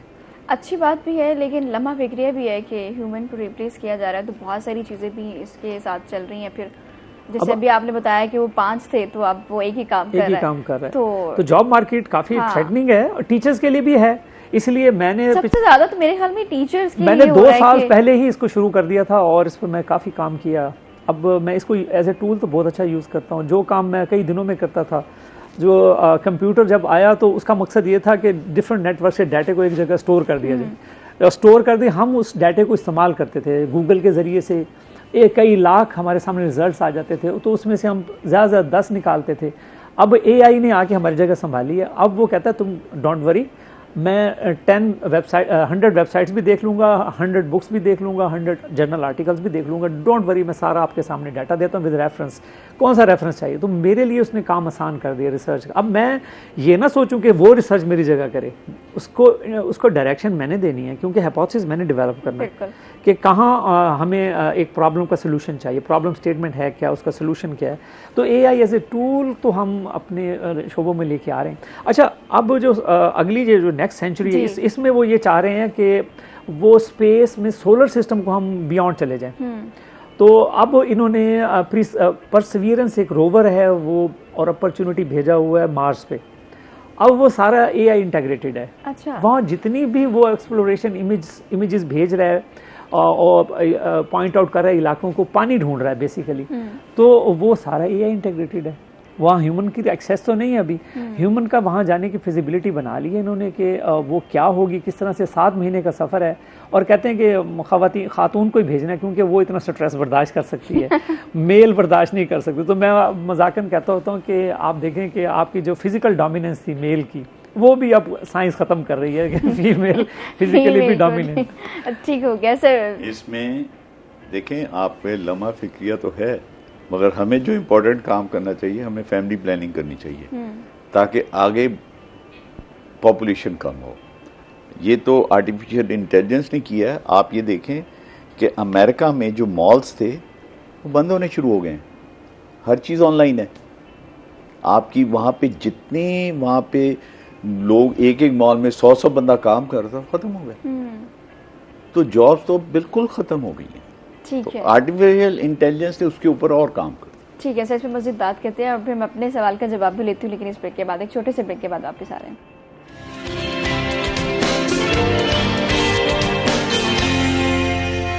Welcome back. दफा फिर से खुश आमदीद कहते हैं। डॉक्टर साहब, मैं सवाल करी थी कि यहाँ पे भी तो डॉक्टर्स ऐसे ही हैं कि अगर 1 महीना भी जा रहे हैं ना उनके पास, तो डायग्नोज नहीं हो रहा कि अब इतनी बड़ी बीमारी आपके अंदर है। फिर इवेंचुअली क्या होता है, 1 महीना 2 महीने तो डायग्नोज ही नहीं हुआ ना, तो फिर होना क्या है? जाहिर है मौत के मुंह में ही जाना है उसने। इसमें एक और प्रॉब्लम आता है कि मैं कैंसर का डॉक्टर हूँ ना, मेरे पास एक पेशेंट आता है 10 डॉक्टरों को दिखा के, और आके सीधा वो कहता है जी क्या तकलीफ है, मैं पूछता हूँ, कहते हैं जी कैंसर है। फिर कैंसर कोई तकलीफ नहीं है, कैंसर डायग्नोसिस है। तकलीफ से मुराद ये आपको बुखार है, खांसी है, नज़ला है, ज़ुकाम है, दर्द है, वो नहीं बताता। तो फिर उससे हमें कुरेदना पड़ता है कि डे 1 पे आपको क्या तकलीफ शुरू हुई उससे, क्योंकि हो सकता है जो आखिरी डॉक्टरिंग किया वो तशखीस ही गलत हो। जब आप नए डॉक्टर के पास आए तो तशखीस चेंज हो सकती है। तो पहले तो हमें गाइडलाइन ये भी है कि हमें डॉक्टर को चाहिए कि पेशेंट से अच्छी तरह मालूमात हासिल करे कि इसे है क्या। बहुत दफ़ा चेंज हो जाता है। दूसरी बात यह है कि नंबर ऑफ पेशेंट बहुत ज़्यादा है, आबादी बहुत ज़्यादा है। कैंसर के डॉक्टरों के लिए दुनिया भर में ये है कि वो दिन में 4 से ज़्यादा मरीज ना देखें, क्योंकि कैंसर के मरीज का इफ़ेक्ट हमारी ऊपर मेंटली होता है। ठीक है, जब वो 50 लोग एक बंदे के साथ आएंगे और उन्हें डिप्रेशन है, उन सबको कन्विंस करना, सबसे बातें करना, तो आप पे इफेक्ट होता है, फिर आप गुस्से होना शुरू होते हैं। और जब हम आउटडोर में बैठता था, मैं 100 मरीज डेली देखता था। आप कैसे टाइम दे सकते हैं? फिर उसके बाद जो पेशेंट है वो आके आपको फर्दन एक इधर से बोल रहा है, एक इधर से बोल रहा है, इधर। हमारे यहाँ मैं सुबह से बैठा हूँ, आया 2 मिनट पहले हुआ, मैं सुबह से आया हूँ, तो ये चीज़ जो है ना, वो हर बंदा जो है ना प्रॉपर टाइम दिया जाए, डॉक्टर जो है अपनी फैसिलिटेशंस को पूरा करें, का ड्यूटी पे काम करें, तब ये जाके हो सकता है, अदरवाइज नहीं हो सकता। ठीक है। अच्छा सर, वाईफाई और इसके साथ मोबाइल फ़ोन्स का भी हम सुनते हैं कि ये भी कैंसर की वजह बनता है, ऐसा है? देखें, excessive use of everything is bad, ठीक है। अगर आप इनके बहुत ज़्यादा इस्तेमाल करेंगे तो डेफिनेटली होगा, मगर रूटीन में थोड़ा बहुत इस्तेमाल करने से कोई चीज़ ऐसी नहीं होती। ठीक है। इसके अलावा माइक्रोवेव में खाना सेम है? सेम। अगर आप ज़्यादा हर चीज़ को उसे करेंगे तो वो भी फिर उसके बाद ये प्रॉपर है कि उसके यूटेंसिल्स अलग होते हैं जिनके अंदर जो माइक्रोवेव में इस्तेमाल होते हैं। हम हर बर्तन को इस्तेमाल करते हैं, उसकी अपनी कॉम्प्लिकेशंस हैं, तो इसलिए स्पेशल बर्तन जो हैं उन्हें इस्तेमाल करें और उसमें गर्म करें। डायबिटीज़ इसको, कैंसर उसको मज़ीद बढ़ा सकता है? ये डायबिटीज़ की वजह से हो सकता है? नहीं, डायबिटीज़ की वजह से नहीं हो सकता। डायबिटीज़ एक सिम्टम हो सकता है कि इसकी वजह से हो रहा है कैंसर। कैंसर की वजह से डायबिटीज़ हो सकती है। अच्छा। कि मतलब पेंक्रियास का है, उसके पेंक्रियास से क्योंकि इंसुलिन स्क्रीट होनी है, उसके इफेक्ट इंसुलिन में हो जाए तो उसकी वजह से हो सकती है। मगर जो आप सवाल करना चाह रही हैं वो ये है कि जो हमारे कैंसर के सेल्स हैं उन्हें ग्लूकोज चाहिए डेवलपमेंट के लिए, बढ़ने के लिए। तो जब ये डायबिटिक्स जो हैं उनमें वो बढ़ सकता है, तो डायबिटीज़ शुड बी कंट्रोल्ड। ठीक हो गया। ठीक है सर। कैंसर से छुटकारा आपने कहा कि पॉसिबल है अगर अर्ली डायग्नोज हो जाता है। अगर अर्ली नहीं होता तो फिर मतलब यही है कि आप उसको, जैसे डॉक्टर्स कहते हैं आपके पास 2 महीने हैं, 4 महीने हैं। अच्छा, मेरा इख्तलाफ है ज़रा इससे, क्योंकि ज़िंदगी क्या है, कितनी है, वो अल्लाह की ज़ात के अलावा कोई नहीं जानता। तो ये बयान दे देना कि 2 माह की लाइफ है, वो बंदा 2 माह तो दूर की बात 2 दिन नहीं रहेगा, डिप्रेशन में जाएगा। आप, हमारी किताबें कहती हैं कि ये मर्ज जो है इसका 10% 5 ईयर सर्वाइवल है, यानी 10 के इस कैंसर के पेशेंट 10% पेशेंट हैं जो 5 साल जिंदा रहेंगे, ठीक है। अब आप कैसे कह सकती हैं जो आप पेशेंट आपके पास से आया है वो 90% में से है, 10% में से हो सकता है वो 10% में से हो। आपके पास मरीज है, उसे डिस्करेज ना करें, उसका इलाज करें। ठीक है। जब आप इलाज करेंगे अल्लाह ताला खुद शिफा देगा। हम उसे पहले ही कह देते हैं तेरा इलाज मुमकिन नहीं है। How come? 1% भी होप हो, अल्लाह तो मुर्दे में भी जान डाल देता है। बिल्कुल। 1% भी होप हो तो आपको इलाज करवाना चाहिए। जो आपने बात की है कि अगर कैंसर बिगड़ गया हो तब भी इलाज करना चाहिए। ठीक है सर। प्रिवेंशन पे अगर बात करें तो क्या होनी चाहिए? डाइट प्लान कौन सा होना चाहिए? हर चीज़ खाएं। हमारा दीन कहता है हर चीज़ खाएं, म्याना रवि रखें। हम म्याना रवि से बिगड़ जाते हैं। जैसे मैंने कहा कि हमारी 90% चिकन है और 10% चाय है। फ्रूट हम नहीं खाते, दूध हम नहीं पीते, मोटे हो जाएंगे। धूप में हम नहीं बैठते, काले हो जाएंगे। विटामिन डी कहाँ से आएगी? ठीक है, हमें खुदा का शुक्र अदा करना चाहिए कि जिस मुल्क में हम रहते हैं वहाँ हर चीज़ अवेलेबल है। धूप भी है, साया भी है, बादल भी हैं, बारिश भी है, सब्जी भी है, फ्रूट भी है। ख़ास तौर पे हमारा मुल्तान, हर चीज़ अवेलेबल है। आप गोरे होना चाहते हैं, जो गोरे हैं उन्हें स्किन कैंसर बहुत होते हैं। अल्हम्दुलिल्लाह इस रंग पे स्किन कैंसर नहीं होता, ठीक है। और स्किन कैंसर जब होता है तो काम उसकी एबनॉर्मेलिटीज़ आ जाती है, चेहरा ख़राब हो जाता है, सब चीज़ें। तो इस चीज़ें हमें अल्लाह ताला ने जो मुल्क बनाया है, हमारी शक्लें बनाई हैं, हमारे रंग बनाए हैं, उस इलाके के हिसाब से बनाए हैं। और यहाँ पे वो चीज़ें, सब चीज़ें वैसी होनी चाहिए। तो हम जब नेचुरलिटी से दूर जाएंगे तो काम बिगड़ जाएगा। हमें नेचुरल काम करने हैं, नेचुरल खुराक खानी है। हम ज़्यादातर, हमारे बच्चे भी पिज़्ज़ा खाते हैं, बिल्कुल, ठीक है। ये जो बेक फूड सारी चीज़ें खाते हैं, क्या कोई कड़ी खाएगा? आप साग, आज की माँ जो है साग पका के देगी, जिसे 3 तो मीम्स भी बड़ी बनती है सर जी, फिर 2.5 घंटे उसे घोटना पड़ेगा, लकड़ी पे पकाना पड़ेगा। कौन पकाएगा? टाइम ही नहीं है। फिर मोबाइल कौन देखेगा? मोबाइल कौन देखेगा? तो ये चीजें, फिर रात को जल्दी सोएं। हम दीन से दूर हो गए। हमारा दीन कहता है सुबह जल्दी उठो, हम 11 बजे जल्दी उठते सो हैं जाओ। और जल्दी सो जाओ। जल्दी हम क्यों नहीं सोते?